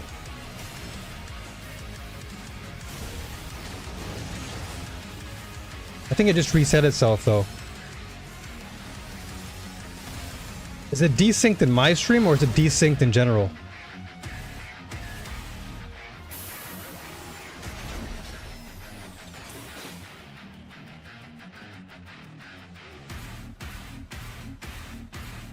Find me. I'm here. Gundam. Interesting. Okay. Yeah, is it the stream that's desynced or is it Thousands of games launch every year, so or is it like finding your next favorite can be the trailer? tough. That's why I'm 'Cause whenever launching I'm my seeing- new newsletter, Looking for Game. I'm seeing her talk and I'll be it seems like she's curating okay. and selecting games that deserve your attention every week and sending demos and exclusive For Lucy. playtest invites straight to your inbox. It seems like it only desyncs when these trailers drop. .gg. Speaking of fun, unexpected games, this next title comes from a solo developer, Adrian Mulero from Spain. It is a co-op physics game about two geese and one very fragile egg. 2 geese, 1 egg. Okay, Hookie, ready to be a parent? Sure, don't worry. This is a piece of cake. Be careful with our little baby. Yeah, I think everything's okay now. Don't drop it. Hopefully I didn't miss anything. Careful! To left! Left! Your other left! Hopefully everything is hopefully I didn't miss anything important. Okay, new plan. This is a good one. Are you listening to me? What is this? It's way What am I watching right now? Watch out with our baby. If we work together, I know we can do it. How? This is extremely hard. Oh gosh. This is definitely a co-op game for sure. Maybe if we look for some more people, it would be easier.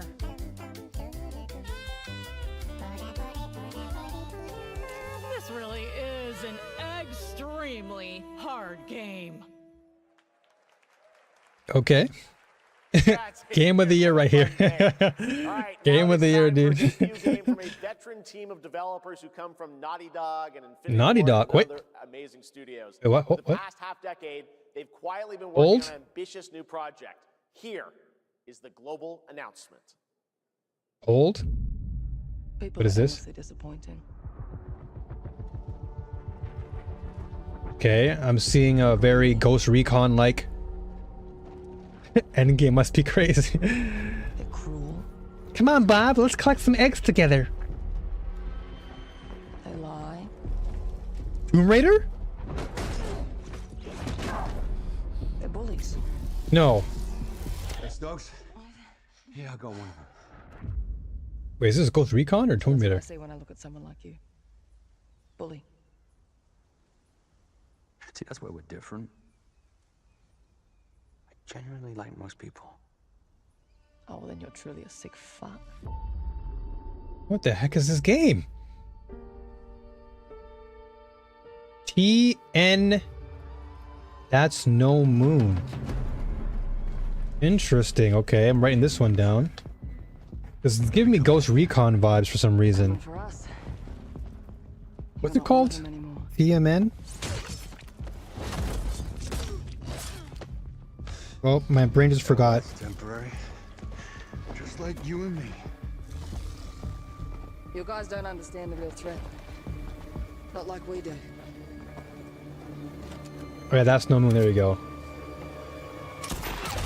Ooh, okay. If I go to work with my enemy to survive, so be it. For now. Either we fight those things together, or die alone. Whoa. I have the phone. No. Do not touch him. What in the world is going on? What am I watching right now?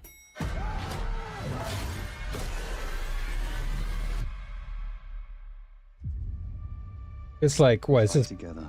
Post-apocalyptic or something?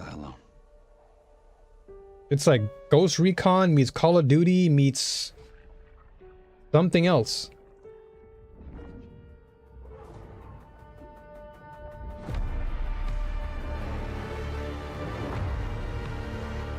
Crossfire? Wait, so there's two names to this game? For over 18 years, Okay. Jacob and I have developed character-driven games with the goal of thoroughly connecting design. So the name is Crossfire and not That's No Moon? Must form a temporary alliance. Depending on one another is their only chance of survival. To support this narrative, we Oh, I see. I guess the That's No Moon thing was like work together. supposed to be a symbol of what that thing was. Like That's No Moon, that's something, I don't know. It's called adaptive cover. With adaptive cover, our player character Layla dynamically adjusts her stance to react to the complex terrain and the enemy's line of sight. It fundamentally changes your relationship with the environment and becomes an active skill to master. Oh, maybe, yeah. Maybe that's... Yeah, there we go. Meticulously crafting Crossfire. Yep, It's for Gramps all is of right. you who, like us, love high-agency, single-player, story-driven games. Thank you. Yeah, Gramps is right. They're the dev name. The devs are called That's No Moon, and then you've got Crossfire. Gotcha. Amazing. Thank That you looks so cool. much, Jacob and Taylor. Now, last Looks year cool. at the Game Awards, we introduced the next game from Remedy Entertainment. Here's a new look at the mind-bending Control? world of Control Resonant. Yeah, I called it earlier. I figured they were gonna maybe showcase this game in some way, and here we are. Years. The oldest I called this one. Yeah, this game is amazing, by the way. If you have not played the original Control, please play it. It is so good. By a new type of hostile resonance. So good. Beyond anything that we can currently measure. From start to finish, Control is an amazing game. Quite terrifying. And fascinating. Oh, I'm so gonna play this.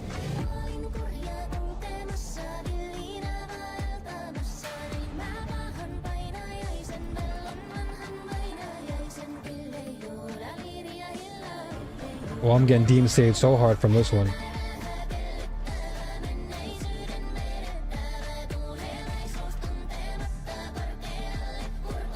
Catchy though. I don't know what they're saying, but it sounds good.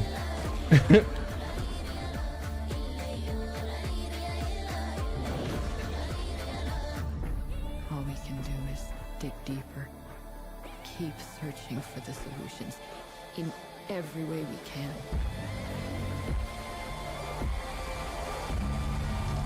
Wait, I gotta change that Fossa bot.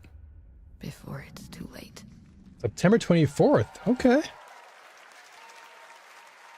Right now, it's time for Oh yeah, I gotta change. I gotta change that Fossa bot command because in a storied franchise. it's not CZN anymore. I gotta change that to D4.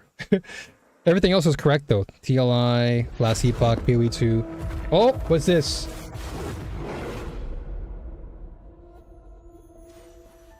We all have our own reasons. This seems more melee focused than the first one though.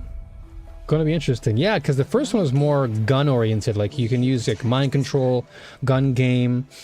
This one definitely feels more like Infamous. Infamous is more like using manipulation and then just like pushing people away with your melee attacks. Fable? Maybe. Is it Fable? At the great spirits No. to whom we are bound. At the gods who hold dominion over all. We cannot guarantee your comfort. What is this? or even your safety. But if you yearn for horizons unexplored, Looks cool though. for fellowship and purpose, for a cause worth dying for, to you, we can promise magic. Oh, Guild Wars! Wow! I was not expecting that.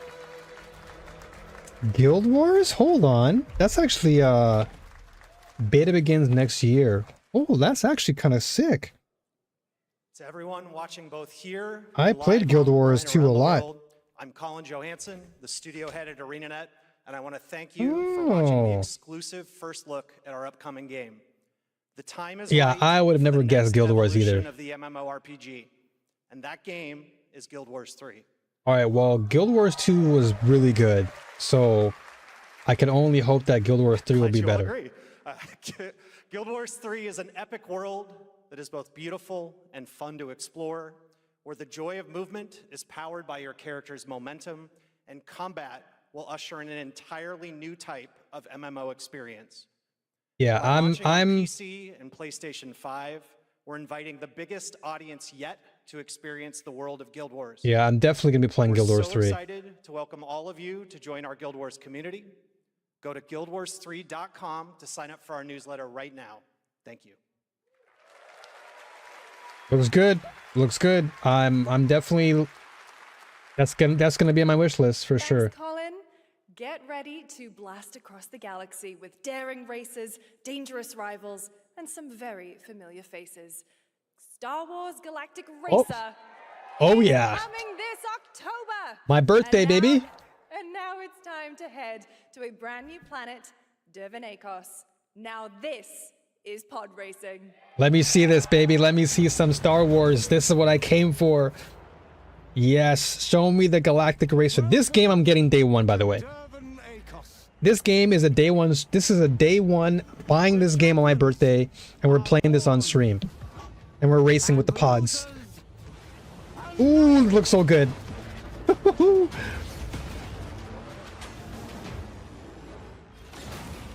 My sources say you've been making friends. So this is coming out October 6th. fellow League pilots. Racers don't go head to head against Bulba. This looks so good. They are not your friends. I've seen you at Kestar's side. Stay out of my way. Wow, so they actually have some lore? They have like a campaign in this? Oh, it looks so good.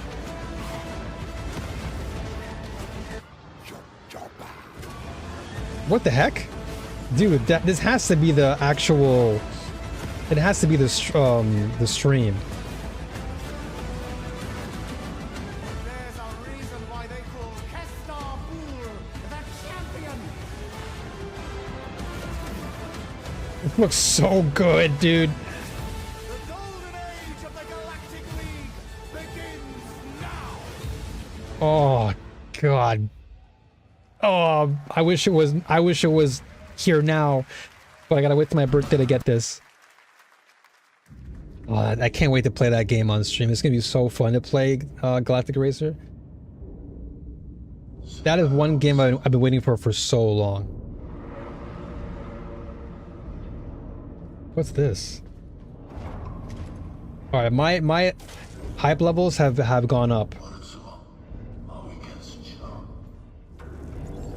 What is this? It's like a Dead Space type of game?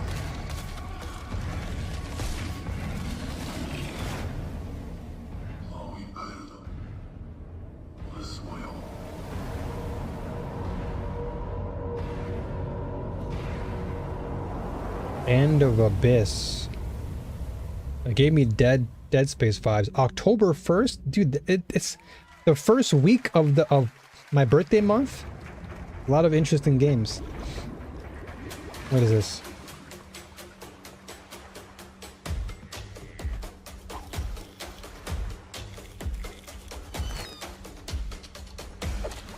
Alright, definitely there's some desyncing going on with the audio in the stream.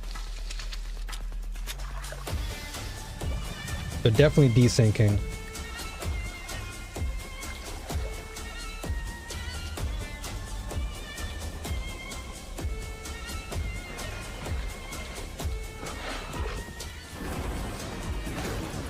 Yeah, things are blowing up and the audio is like behind. Hopefully it'll fix itself when they bring it back to Lucy. Last Harbor. Again, these horror games I don't care for that much. Not really much of a horror guy, man. A few years ago, we announced Sega's plans to bring back many of its classic franchises, Hold on a including second. Jet Set Radio and Crazy Taxi. Hold on, I'm gonna reset. Another one is Virtua Fighter. Today, we've got your first ever look at the Hold on, I gotta reset. surprising scale and scope of the next installment. This is Virtua Fighter Crossroads. Okay, so we've seen teasers. Oh, it's them though? Okay, so it is them. Okay. Cause I'm like, wait a second. So they actually leaked this game, and now these leaks have been confirmed. Now, Virtua Fighter is one of my favorite fighting games of all time. So I will be dabbling with this game in some way. Are we talking about your ex?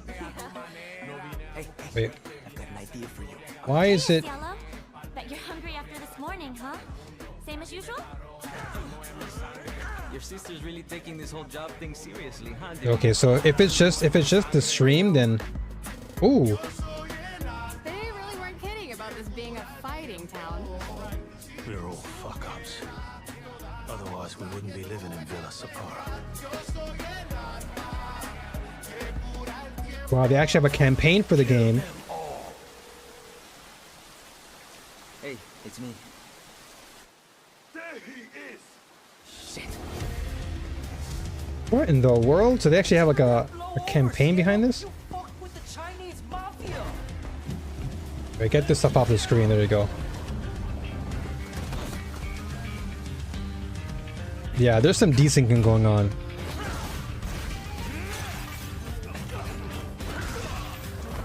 A lot of desyncing going on.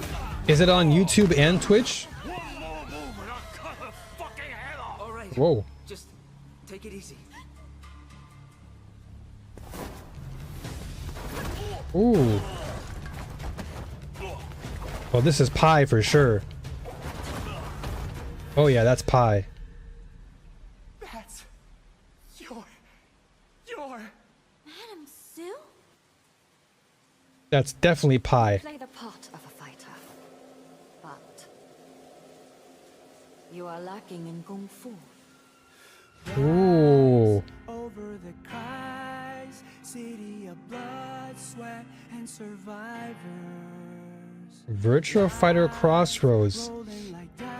Looks pretty sick. Next year? Okay. That's Pai Chan. Who's Pai Chan? What? Oh, yeah, that's sick. It's been 25 years since RuneScape was born, and Okay, so the audio is still off sync. 321 wreaked havoc in Falador. Finally, this legendary universe is coming to console with RuneScape Dragon Wilds. So is this happening on Twitch and YouTube? Here's a new look. Because I refreshed and it's still bugging out, so.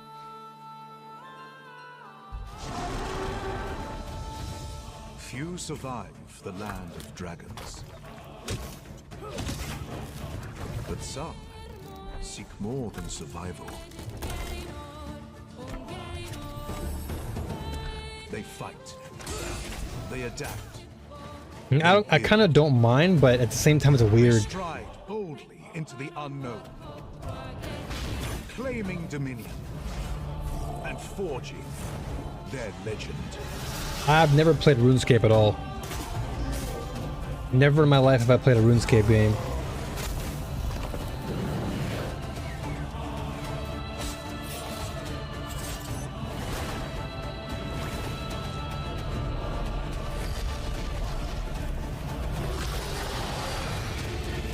Okay, let me see if the Twitch side is the same. Yeah, let's hold on a second. Let's see if the Twitch end is actually the same problem. Otherwise, it's okay. Let me just refresh this and see if the audio is still off. Oh no, we got flipping ads. DMC is gonna kill me with this one. Come on.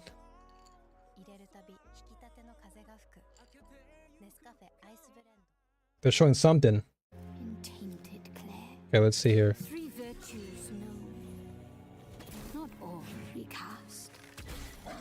Dude, what is going on? Why is the quality so bad on Twitch? Oh, good lord, it's actually insane. Yeah, I'm refreshing this. I don't know if it's actually, oh, more ads again. And this is why we don't watch Twitch, because it's flipping full of ads. We're missing out on so many things. What the heck is going on? I see ants and bugs. Hold on, guys. We're having some issues here with audio. I'm assuming it's probably just the stream end, but why is Twitch only at 720? All right, whatever. We're gonna pause it. We're going back. To Brook Hollow Park.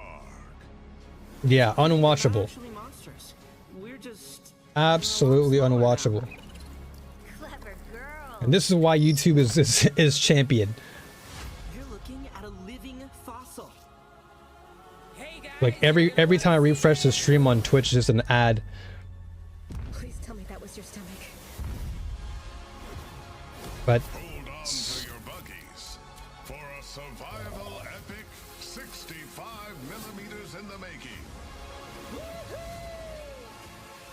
is it still happening for you too, Gramps, on YouTube?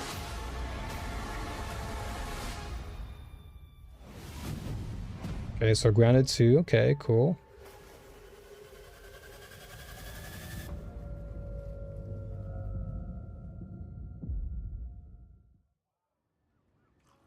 Okay. Some guys leave it to luck. This is Mafia. Let it ride on a roll of the dice. Looks like Mafia to me. Why I stay here. Yeah, YouTube right now is running smooth. You can have all the luck in the world. But what matters is the choice you make when the cards are on the table. It definitely is Mafia. Yep, I knew it. Oh, it's an expansion. I see. Oh, not checking?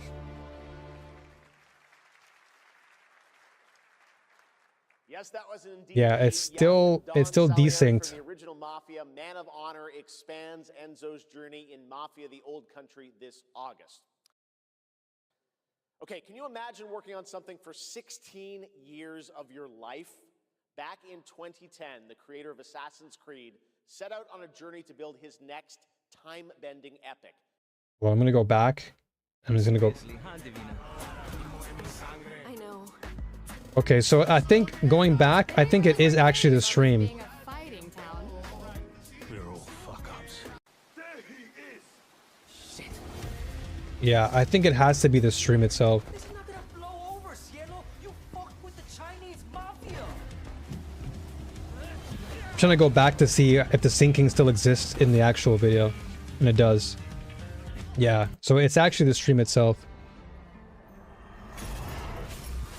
Because if it was just my side, then I would go back and the video would resync, but it hasn't. Those granted the power to raise souls.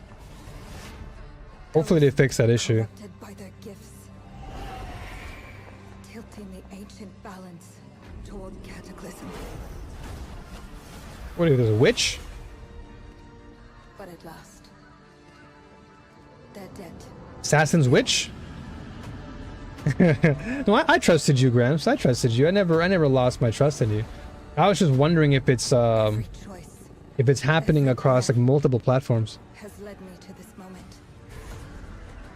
As the moon bears witness, What is this? It's just like Assassin's Witch, the game? my time has come. I am ready. Oh, 16. Hold on. Didn't they have like... I swear they had like another game with another title like that. Yo, me Dexy. Appreciate the follow. Thank you. Thank you, everyone. 1666 has been a monumental and emotional journey. Amsterdam. The film is the talking. That's how I feel today about the game. Instead of explaining features, I'll simply say this. As of right now, Appreciate all the follows. I know, I was just kidding. Oh, he is nervous. But good for him for see this is one good way to hide your nerves is to grip the mic with both hands and just hold it, because you can see the shaking in his hands, but he's doing a good job of like concealing it by using both of his hands to hold that mic without shaking. Because being on that stage is pretty intimidating, man. One wrong move and it's over.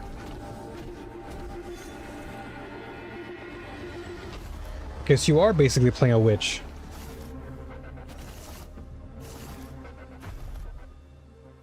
Play the prologue. Interesting. So you can play the prologue. Thank you, Patrice. Still to come. There you go. Finally. For you, including a special surprise guest. Who's that? They finally fixed the audio. Wait, that's desync. Billy from Saw. Hey, Billy. Hello, Jeff Keighley. Hello. I want to play a game.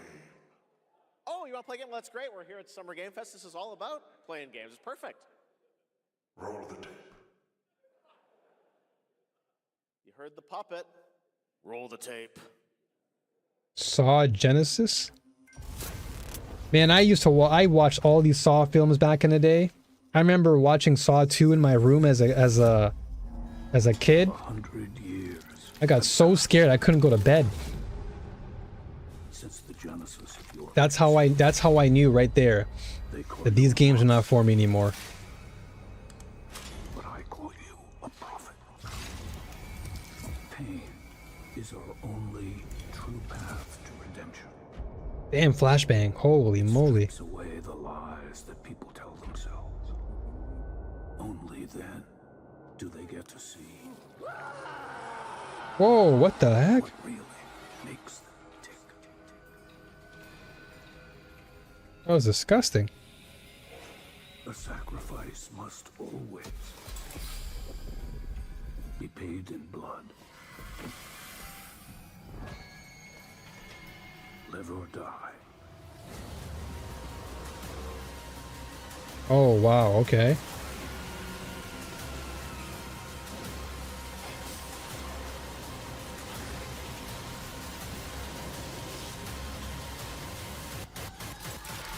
Oh my gosh. Nope, not playing this one. Not playing this one. Uh-uh.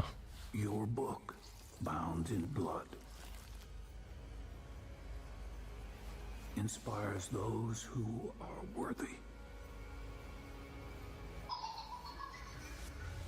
Nope. I'll pass. I'm good. Bleeds ever deeper. I'm good, thanks. I don't need that. I'm good. I just can't deal with all that excessive gore. It's way too much for my heart. Like, I don't mind some you know, splatter here and there, but that's just a bit much. What's this? Humanity's fate will be determined by one final sacrifice. We This fall. ready to bleed, bearer. Are you? Ooh, whoa. The veil between realms is unraveling. Okay, he's carrying the Buster Sword right there. Or Berserk. You alone will decide. Lords of the Fallen too. Oh. Well, Lords of the Fallen. I remember that. That's right, Lords of the Fallen 3v1 multiplayer? Wonder how that works in Saw? I have no idea either. 3v1? a studio formed by some of the most So I experienced guess the one being you being the one controlling all of the. Whoa, hold on. Star Wars? Hold on, second, hold on. Let's pass on the Saw. Hold on. Eyes awakened. Then we need to make our move. You got someone? Oh baby. Zero Company. This is what I've been waiting for. That and Galactic Racer. Fort Silius. Coil's been spotted meeting with local Okay, gameplay.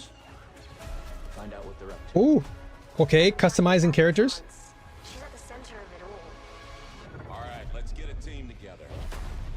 Ooh. Every strike counts. Ooh.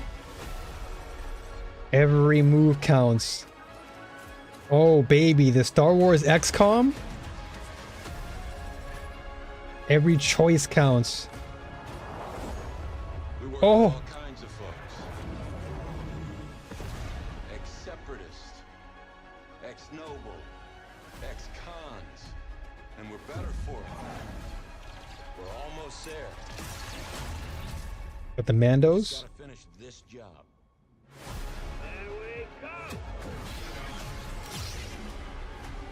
Okay, when does it come out? Please tell me it's soon. General Skywalker. Anakin. What? August 27th. Okay. August 27th. That is very close. Always been about one thing, the Star monster Wars. within, and today, one of Europe's most ambitious Zero studios Company. is ready to take you into a brutal new world. August 27th. That's very close. That's very, very close. Yeah, I can't wait for that game. That's going to be really fun. August is not too far. That's what? So we're already in June, so 2 months away and we can play Zero Company.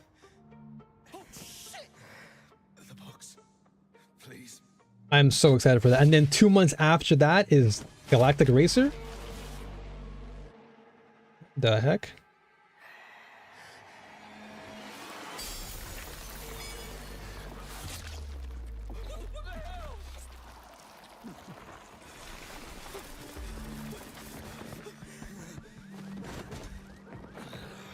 The vampire game. You don't give up easy, eh?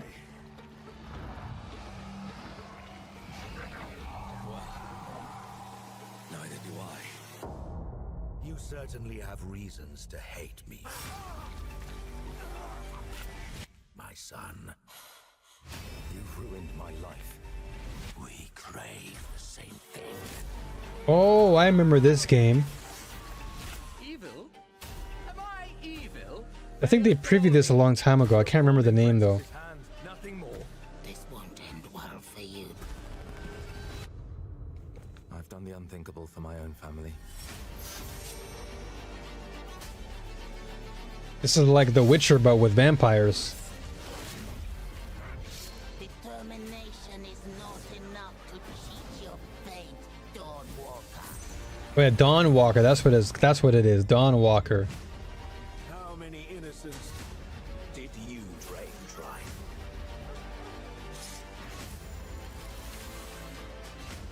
Maybe we aren't so different after all. Yeah, there you go. Dawn of the Blonde, Dawn of the, or whatever you want to call it. Blood of the Dawn Walker. There you go. Hello everyone. My name is Konrad Tomaszkiewicz and I'm the game director of The Blood of Dawnwalker. What you just saw was an invitation to join us on an adventure. Adventure through Konrad in our story-driven Tomaszkiewicz. open-world dark fantasy saga. The first part, a CGI, shows where our saga leads to, a present-day adventure. The gameplay segment that followed is from our current game, and it's an origin story of Cohen. I hope you will have as much fun playing our game as we had making it. Thank you, and have great rest of the show. You know, I was gonna say a joke, but let's just keep it moving. Thanks, Conrad. Next, the creators of Among Us have been hard at work on a new project. And today we're revealing it for the first time. Among Us. New game. What's this? Another streamer game.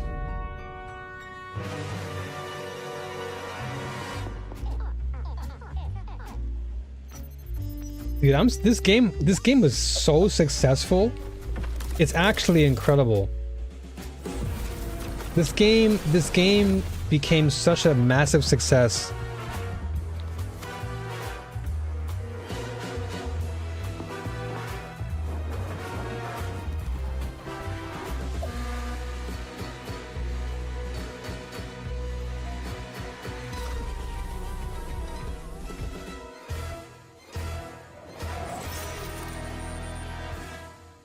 Among Us on Guard.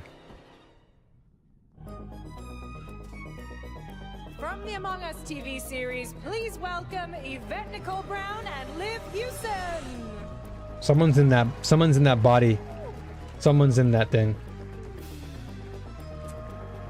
Hello, Summer Game Fest!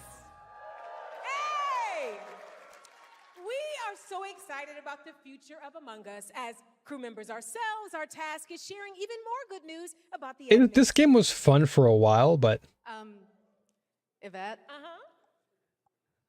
Look, I know fans have been dying for updates, but there's a dead body right there. And the imposter could be any one of us. I think this calls for an emergency meeting. So you'd rather call a meeting than complete our task? That's suspicious. I'll have to report this to Mira HQ. Oh, no, I mean, I don't think there's any need. Take it up with admin. And now, the moment you've all been waiting for. Get hyped for chaos, betrayal, and more in the Among Us series. Enjoy. huh? They turned this into a TV series? Crewmates, our fellow mates of crew, hath perished. They would have Why are you They- talking so weird? They actually turned this into a TV show? That's crazy. acute ripping off of the face. One dead crewmate, that's an oopsie. 3 makes it a murder mystery. Any one of us could be the killer. Was it you? Whoever smelt it dealt it. If only there was someone who could take charge. Wow, that was a lot of screaming. All right. Elijah Wood. Interesting. Deborah Wilson. Wow. I'm red, the hot one. What's back there? Oh, really? This is definitely gonna be a mature show. Or is it amongst us? I always forget.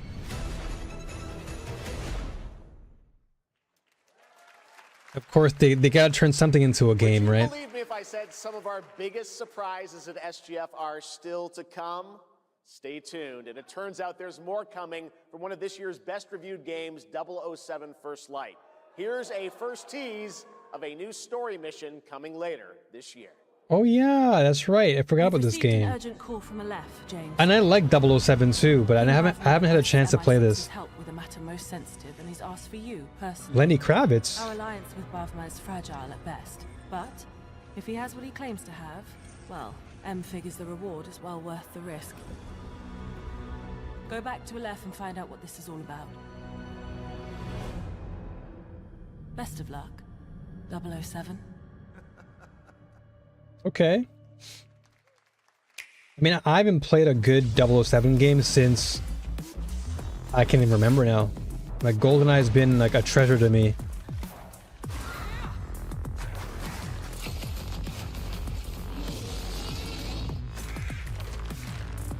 What is this? All these Switch 2 games, I have no idea what they are.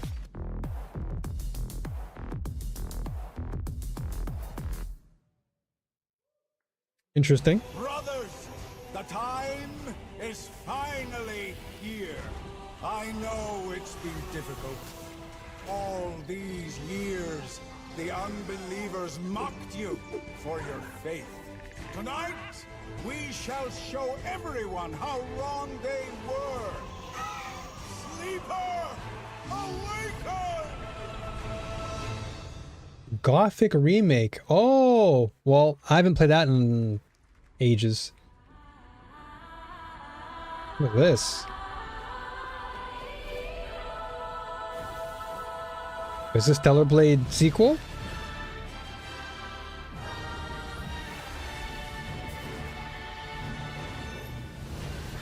No, this has got to be like an RPG of sorts.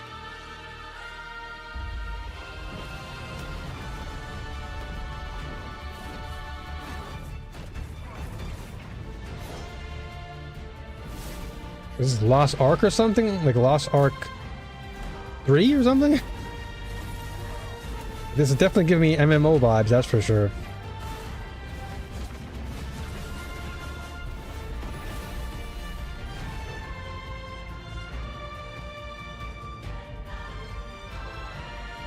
It's definitely some frame rate issues in the actual rendering.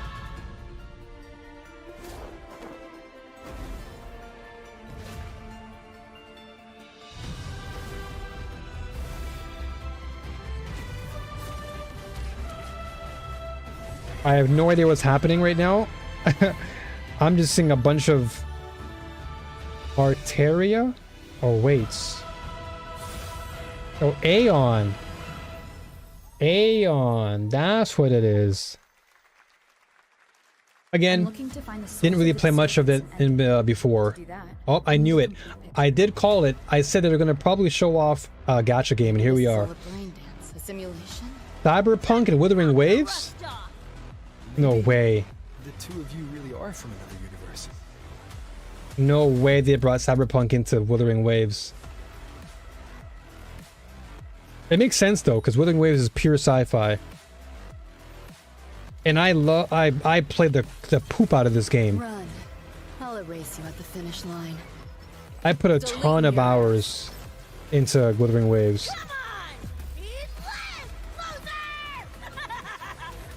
But you can only play so many gacha games, man. That Nightmare Tacit Discord is looking for us. So, what? June 8th? That's very soon. It's like a couple days from now. That was a long time ago I played Aeon? Yeah, exactly. I haven't played Aeon in years. On June 8th. Now, if you want to track all the games shown today, head to player.gg. I have not played any of those games in so long, dude. Favorites across all platforms. Right now, it's time for news on a massive expansion. But that is actually kind of crazy because they're bringing at Aeon, Guild Wars 3, right? There's so many MMOs coming back. Capcom, hold on.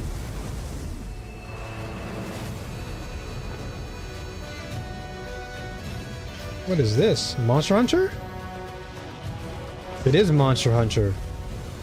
It's a new expansion, maybe? Wyveria negated the weight of buildings and mounted the sky. Oh yeah, this has got to be a new expansion for sure. I can't stop wondering, how can all this exist up amongst the clouds?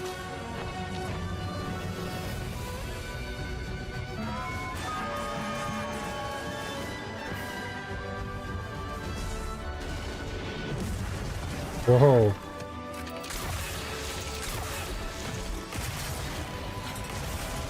A new weapon? There's like an arm thing.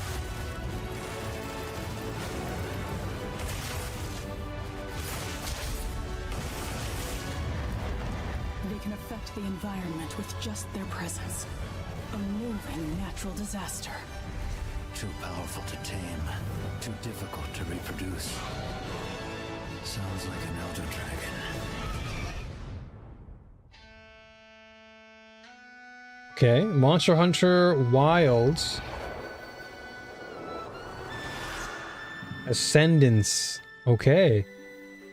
That's the new DLC update coming. New monster? Or yeah, probably new monster. Coming next year. Okay. I used to be heavy into Monster Hunter. I used to play... Oh, it's a massive expansion. Okay. Requires the base game.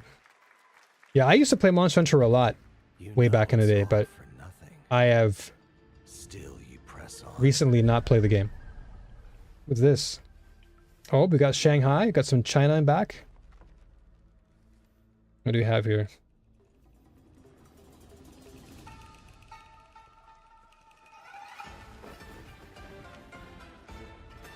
I gotta admit, man, China has been cooking recently with their games.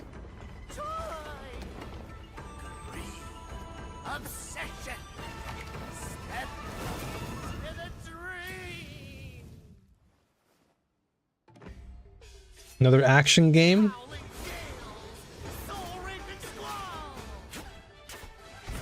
Another action game. I mean, I'll be honest, China has been really doing well in this particular genre with like Wukong, Where Winds Meet. Like all these games recently from China have been really doing well. Now this looks good too.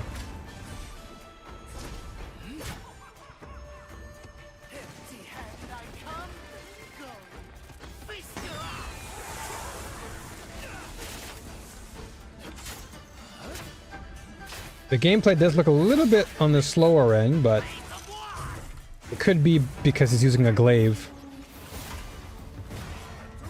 But it does look 30 FPS, at least from what I'm seeing. Could be wrong though. Or maybe it is 60, but it could be 60, but it just looks so slow animation-wise.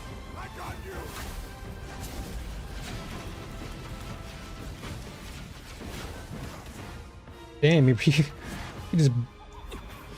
just completely protected him from all that fire.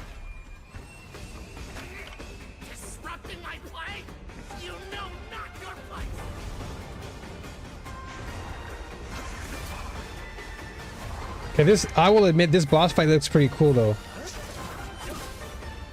Even though you are fighting a carpet, but it looks cool.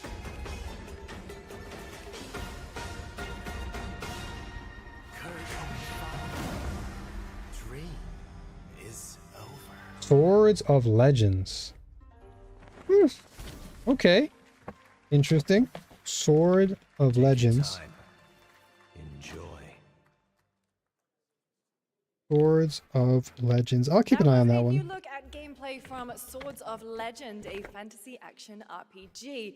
There you saw a boss fight against Kong action Kong Z, RPG. with each move pulled from real centuries-old Chinese magic tradition. Now, how about a little toy car magic? Get ready for lots of loop-de-loops and massive jumps with the announcement of the biggest Hot Wheels racing game yet. Hot Wheels? What are we doing? What era are we in? Hot Wheels? This is 90s? I haven't touched Hot Wheels since I was like 6.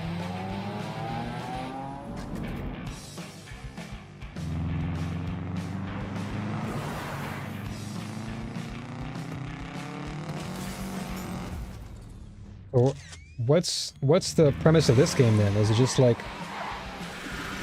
I guess you're just racing.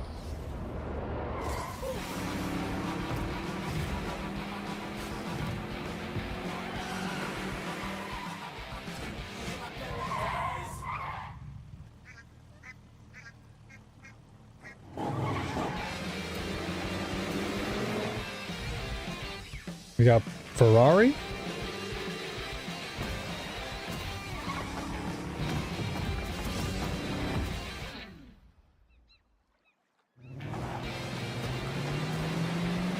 It was like, is this supposed to be like the Hot Wheels Forza or something like that? That's what I'm getting vibes of. It's like Forza but Hot Wheels.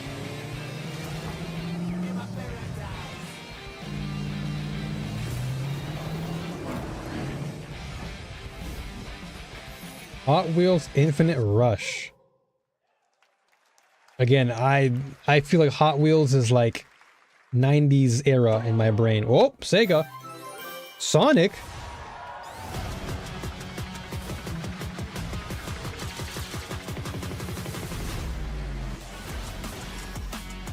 Oh, okay. This is the racing game.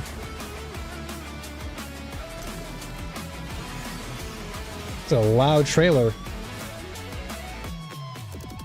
I am back. I love Ferrari. It was loud, dude. Blasting in my ear. You can't go wrong with Ferrari, though. Evangelion.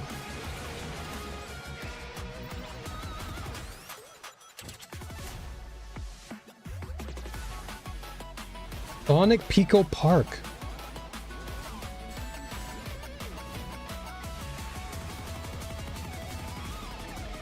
Like, hey, look, I love me some Sonic. I've been a Sonic fan for a while, but I don't know what that was. Happy anniversary, Sonic, and happy birthday, Sega. All right. What they should have done was give us Sonic Adventure. Story of a famous anime from beginning to end. Dedicate your heart to this. Okay, let's watch this. People are going crazy in the audience for a second. Oh, Attack on Titan.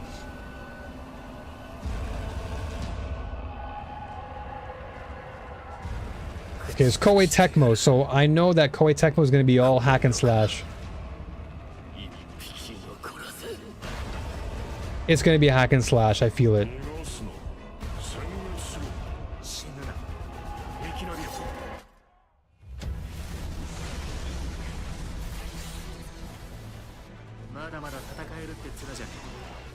Dude, I have not played an Attack on Titan game for years. And there's a good reason for it. Wasn't that good. So, I don't know about this one. But it is Koei Tecmo, though.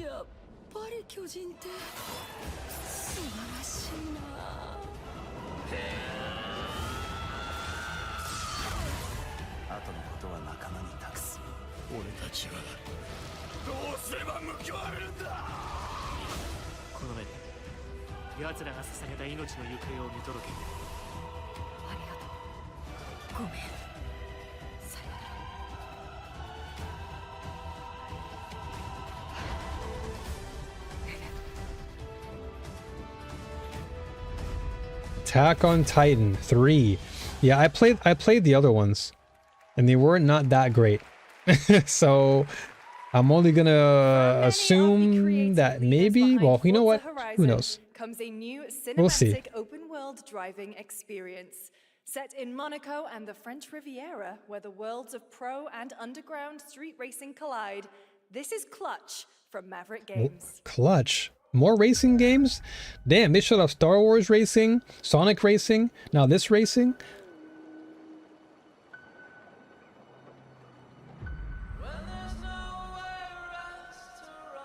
So is this the more realistic Forza now?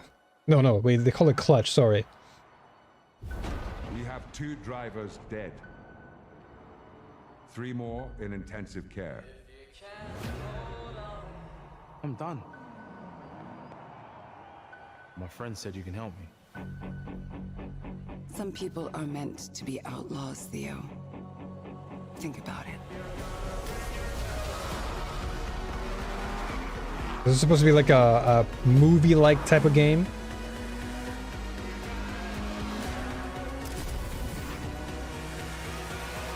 Ooh, I saw a GTR though. Out of trouble. Now I'm in deeper than when I started. Okay, I see a lot of street cars. I see a lot of JDM cars. That's an Audi. I'm a lead driver in the R1K. I've tried to help you. I'm not going to jail for you.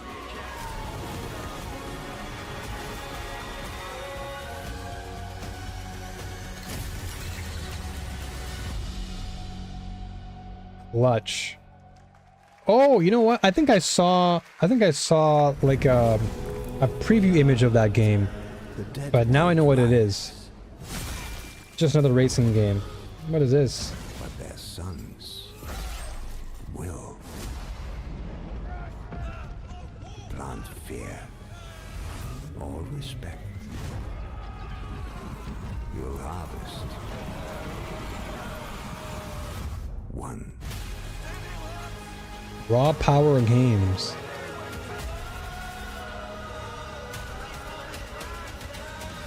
It's like an RTS game. Ferrari or Lamborghini? I'll probably go with Ferrari. I like Ferrari. Lambo is just... I think Lambo is overrated in my opinion. Ferrari is always nice. But if I'll be really honest, if I really had to pick, I'd probably go with Aston Martin or like a... Aston Martin or like a Porsche. Dude, this is super loud. Super loud.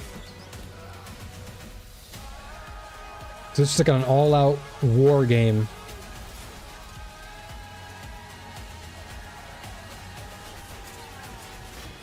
Chronicles Medieval.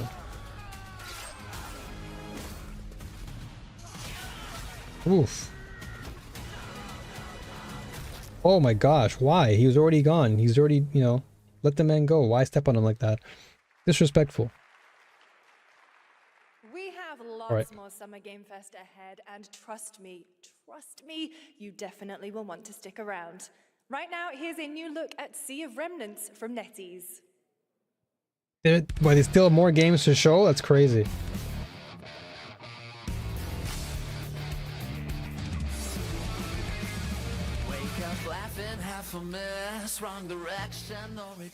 Alright, I'm turning it down. So this game they showcased, I believe, last year too. They gave us a teaser last year. You made a great choice. Welcome to the team. Yeah, I like Rari's, man. Rari's a cool car brand. They always have like very sleek designs.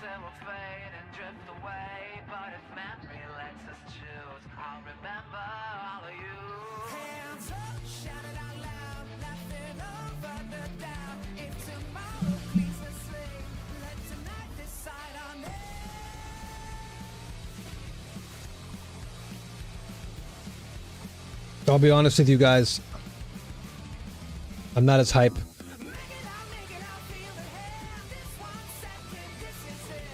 All this rock music doesn't do anything for me.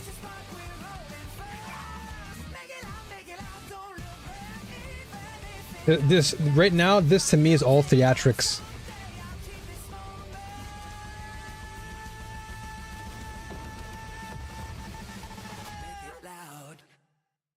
Yeah, I'm good. In a room on a shelf. Capcom. Guys? Oh, figures? Me, or is there something off with this one? Yeah, he seems different? Has he always had that mustache? He doesn't have a mustache. Oh, yeah. Hey, buddy, what's your deal? Howdy. Name's Ryu. What's all this mess about me being What the different? heck? Well, look at that. He sounds different, too. What in the Sam Hill? Everyone in Tokyo talks like this. I know what this is. It's called a knockoff. Well, tarnation! Could a knock off do this? Howdy, Dukin. Okay. The Capcom Summer Game Sale is here. Take home genuine, bona fide, 100% authentic, real deals on select. So they're basically just promoting their games. Gotcha. I can't do it if you're walking. Unlikely to fit in either. Too tall. Yeah, exactly. I want to drive a car that I can fit in. And Raris are typically quite nice. Oh, is this Hitman? What the heck?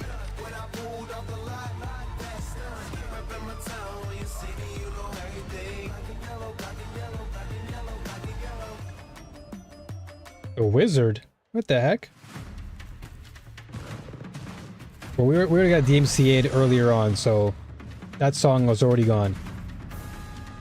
And I don't follow hip-hop, so I have no idea who that was. Was this Pokemon? Power World?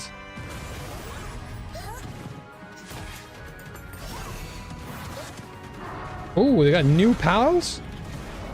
Hold on.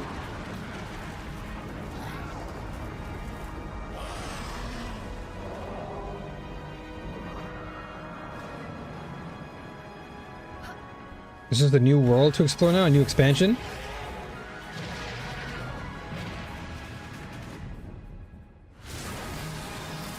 Whoa.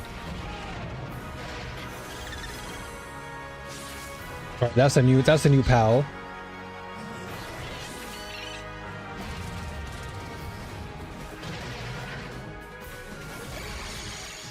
Right, they're just showing off all the new pals.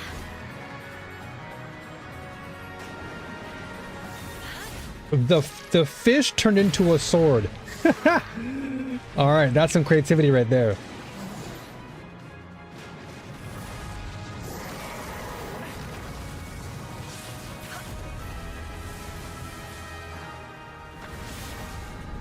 Our World 1.0.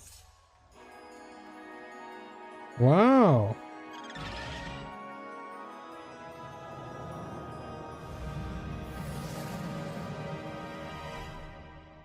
July 10th. That's actually right around the corner. That's like a month away. There you have it. Power World 1.0 is coming out on July 10th. Now, at the start of the show, I mentioned we'll have lots of new worlds to explore today. Right. Return of some long-awaited ones as well. Okay. This next game falls into that last category. Oh. It's been a long, long, long 8 years. 8 years? Homicide. 6 total so far. Each case, husband and wife. What is this? Shredded. Oh, Telltale. People are dying. Some monster is out there. Okay, Telltale games have been really good though. I will give them that. DC. You're the guy to call. Bigby.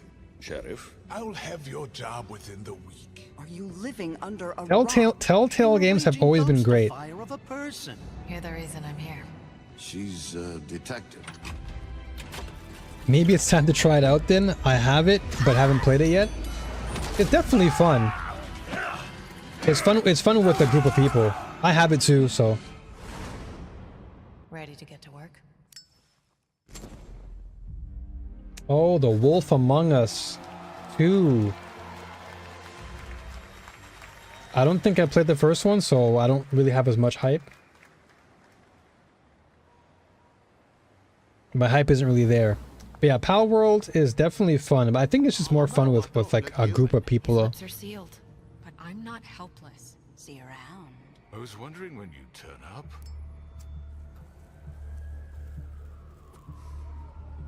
Looking for me?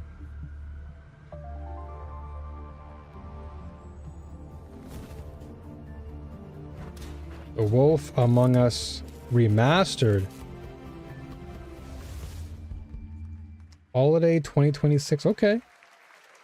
Interesting. That's right, Bigby is finally back. And as we wait for his new adventure in 2027, check out The Wolf Among Us Remastered this holiday. Now, this next game comes from an acclaimed studio that is deep into development on its next project. Let's see. What game is this? Okay, I see sci-fi. Hold on. Eyes are perked back up. I heard Japanese again.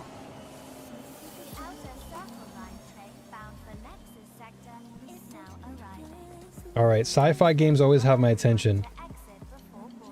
Cyberpunk-ish games. I think PoE 2 is fun. That's good. Oh, is this Stellar Blade? No. I was gonna say, this is a sequel to Stellar Blade?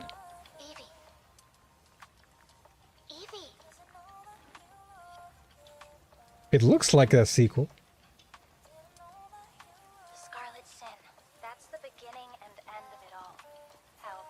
It's definitely giving me Stellar Blade 2 vibes. Yeah, PoE 2 is good, man. PoE 2 is a fun game. It's our first mission in a while. Aren't you a little excited? Stop saying weird things. Okay, take it. I'm just now more excited to play D4. Okay, what is this? This has to be Stellar Blade 2. Yeah, I'm hearing Korean. Yeah. I'm hearing Korean. This has to be the sequel. How's it looking out there? I can't stand crowds. Because they had the same outfits. In the movies, this is always where things go wrong. Hey. Well, just saying. It's a cliche. Wait, the target stopped. Oh. The pulse rain shall cease. What the heck? Oh, here we go. The action begins. Ooh. Oh. Okay, hold on. I love the hand-to-hand combat already. Ooh, she's all punching. Give me that. I love the melee style, dude. Give me the fisticuffs. And she's got electric fist too. Oh, I'm awake. I'm awake. This game is definitely on my list. 100%. Stellar Blade 2. You know what? I'm not gonna write this one down. I already know the Stellar Blade.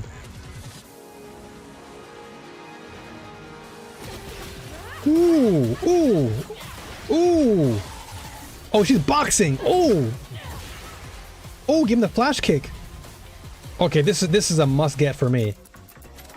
All right there. Damn. Now this is how you sell a game.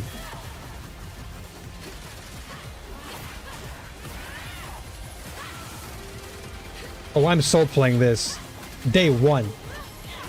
Ooh.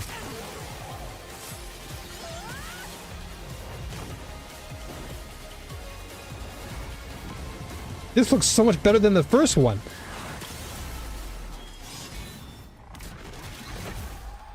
Stellar Blade Blood Rain. Okay, I gotta write down the second part.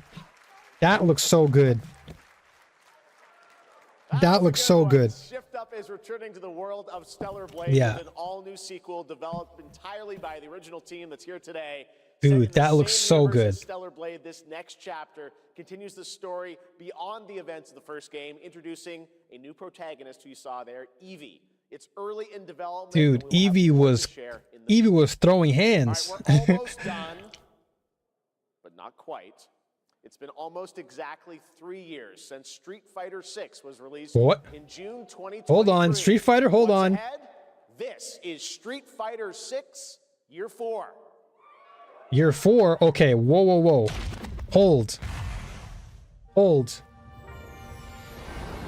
Street Fighter 6 is already entering Year 4. But Hold. I sense that we already have new challengers on the horizon. Who's this? What the heck? Who's this? Yasmin?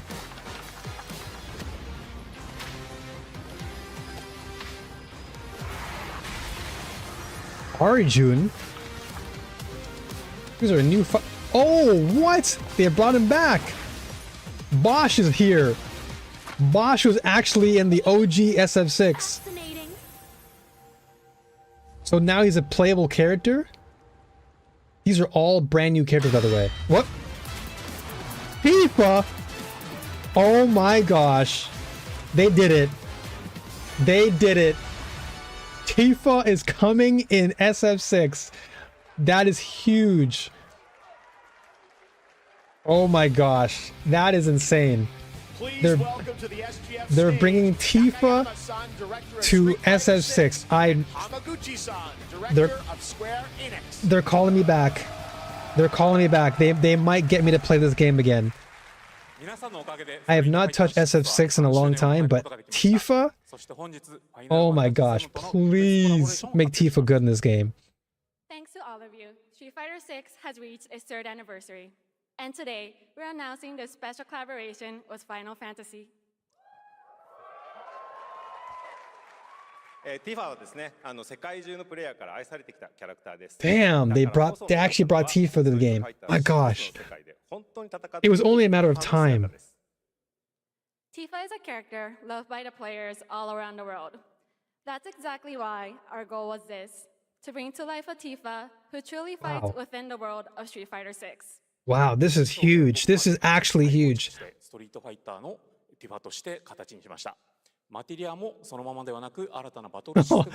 Wow.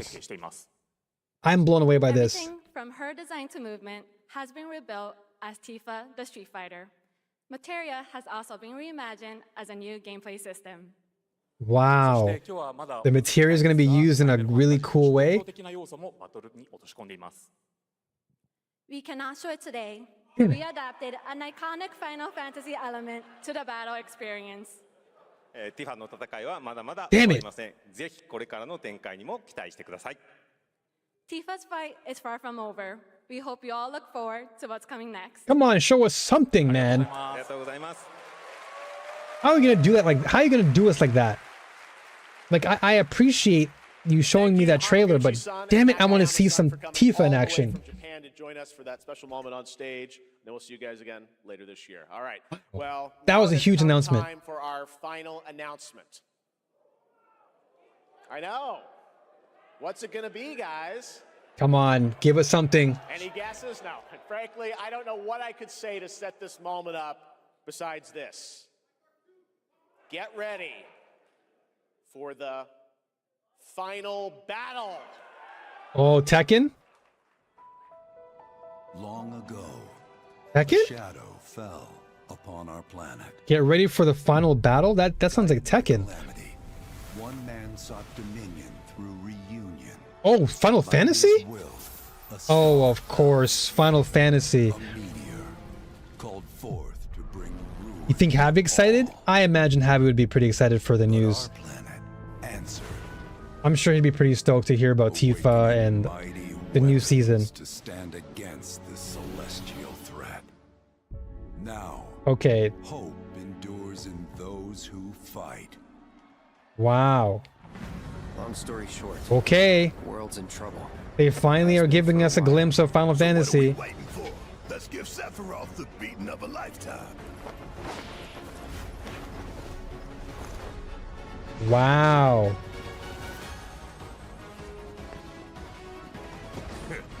You're mine. Okay, the action looks really good.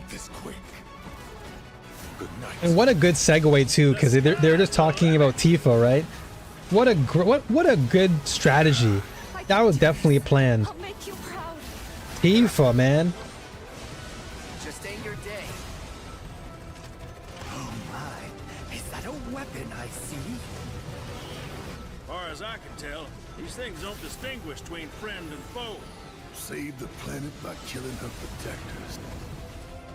This looks really, really good. I played all the remakes so far, so I'm looking forward to playing this. Final Fantasy VII.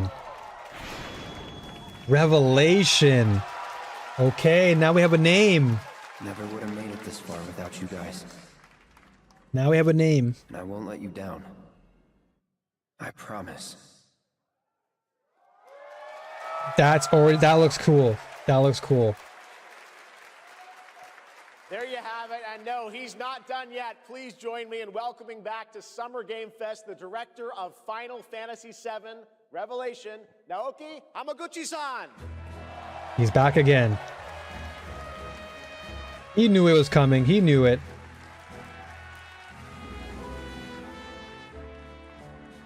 I'm back. I'm back.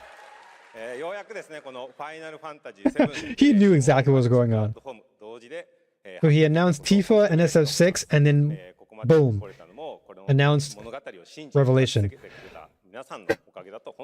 Excuse me, sorry.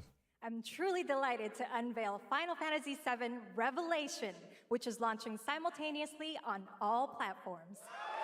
Wow, global release? That's a good one. That's a good one. And we've only been able to come this far thanks to every single one of you who continue to believe in this story and waited for this moment with us.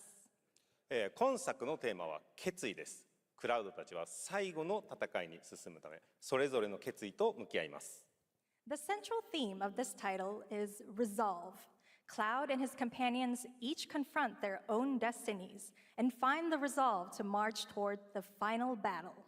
そして私自身もこのシリーズを完結させるという決意を胸にこの作品 I wonder how much these translators get paid, because I imagine it must be really, really like lucrative. The resolve to see the series through to its very end. Especially if you're at the higher end of translation, like events like this. I wonder how much they get paid for that. I want more. I want more too. And witness what lies beyond that resolve. Today, to help guide us on our path, please show me in Welcome to the Stage the voice of Vincent Valentine, Matt Mercer. Vincent.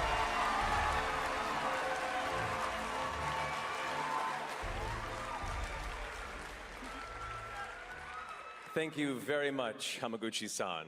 It's truly a privilege to be here with you today, if you know me.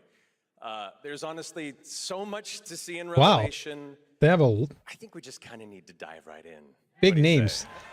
Big names. Let's do it. Take it away, Matt. I don't mind if I do. As we reunite with our heroes, the meteor looms in the skies above. A constant reminder of your mission. They got some big names on this game. Man, okay, well here we go. We said we want more. Here's more. Conclusion of the remake series. The epic conclusion. Aboard the Highwind, your very own airship, and the pride of the Shinra fleet, you'll take to the skies and witness our most expansive open world yet. From the outskirts of Midgard, to the sun-drenched Medeal Archipelago, to the warrior nation of Wutai. Simply pick a direction and set sail. But how can you be expected to protect the whole world at once? You'll need to cover ground fast. I am not jumping. No way, no how. Don't worry. These parachutes are top of the line. Good old Barrett. Pull the cord and pop. You'll be floating Mr. Critical Role. At any moment in the open world, simply pilot the Highwind to your destination and take a leap of faith. With the wind rushing past, you'll descend seamlessly from the sky above to the ground. Dude, I'm at all right now. I can't even speak. Guide you first. That freedom is in your hands. But no matter your destination, to defeat your enemy, you'll need a fighting chance. And that starts with your trusted allies. At long last, with the world teetering on a blade's edge, everyone assembles at Cloud's side, forming an epic ensemble of heroes. Each with their own story that brings you closer together than ever. But a good unit needs more than friendship to save the day. It needs a disciplined combat regimen. The hybrid battle system, established in Remake, ooh, okay, gameplay, and Rebirth, is perfected in Revelation, putting even more power in your hands. Oh, this looks so good. Seamlessly switch between party members to even the odds. Then, when the fight calls for strategy, enter tactical mode to unleash a suite of powerful new spells and abilities. Activate devastating synergies with your companions. And of course, call on mighty summoned entities that can turn the tide of battle. Ooh, Ifrit.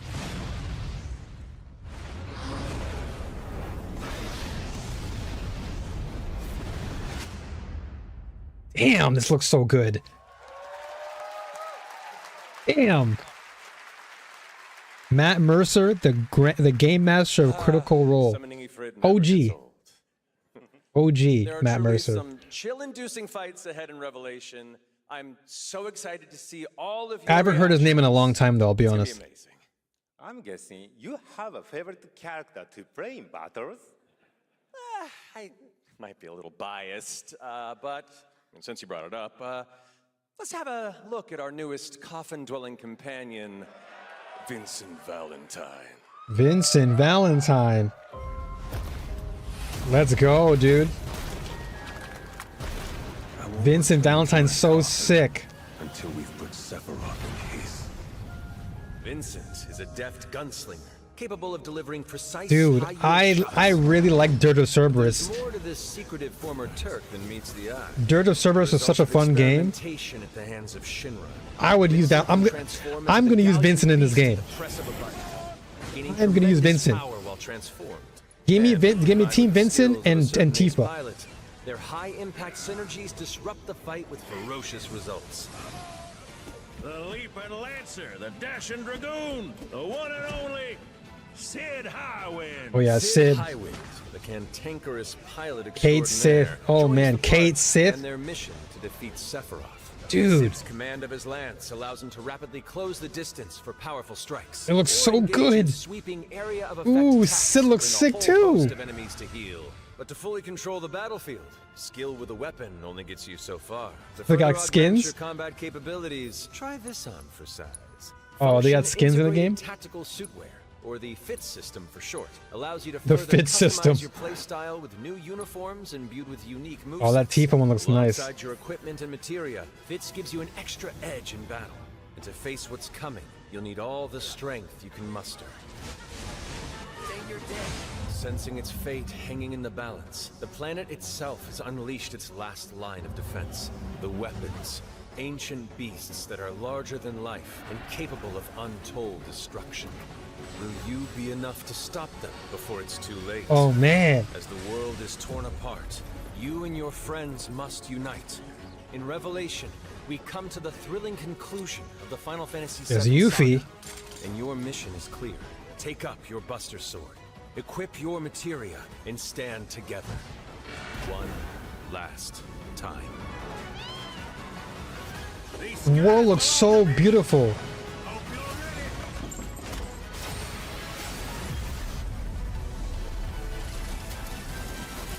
Yo, Vincent looks so sick.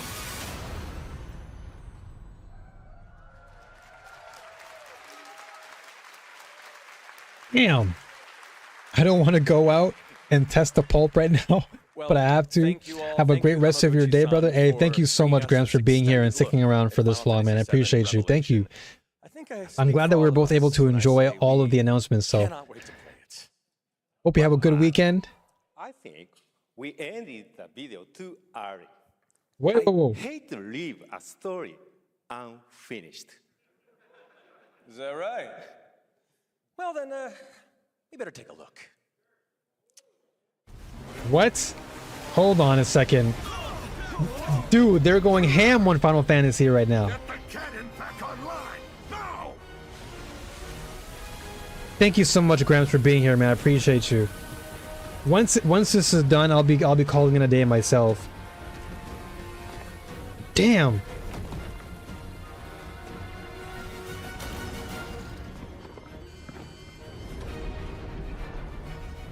I love the Game Awards, man. Every year, it's just so great to come together and watch this.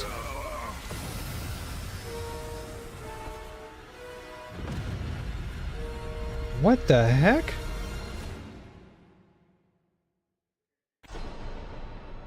At last, the promise is Spring 2027.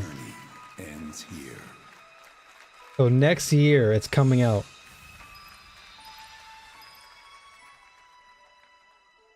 Wow, so Remake, Rebirth, and Revelation.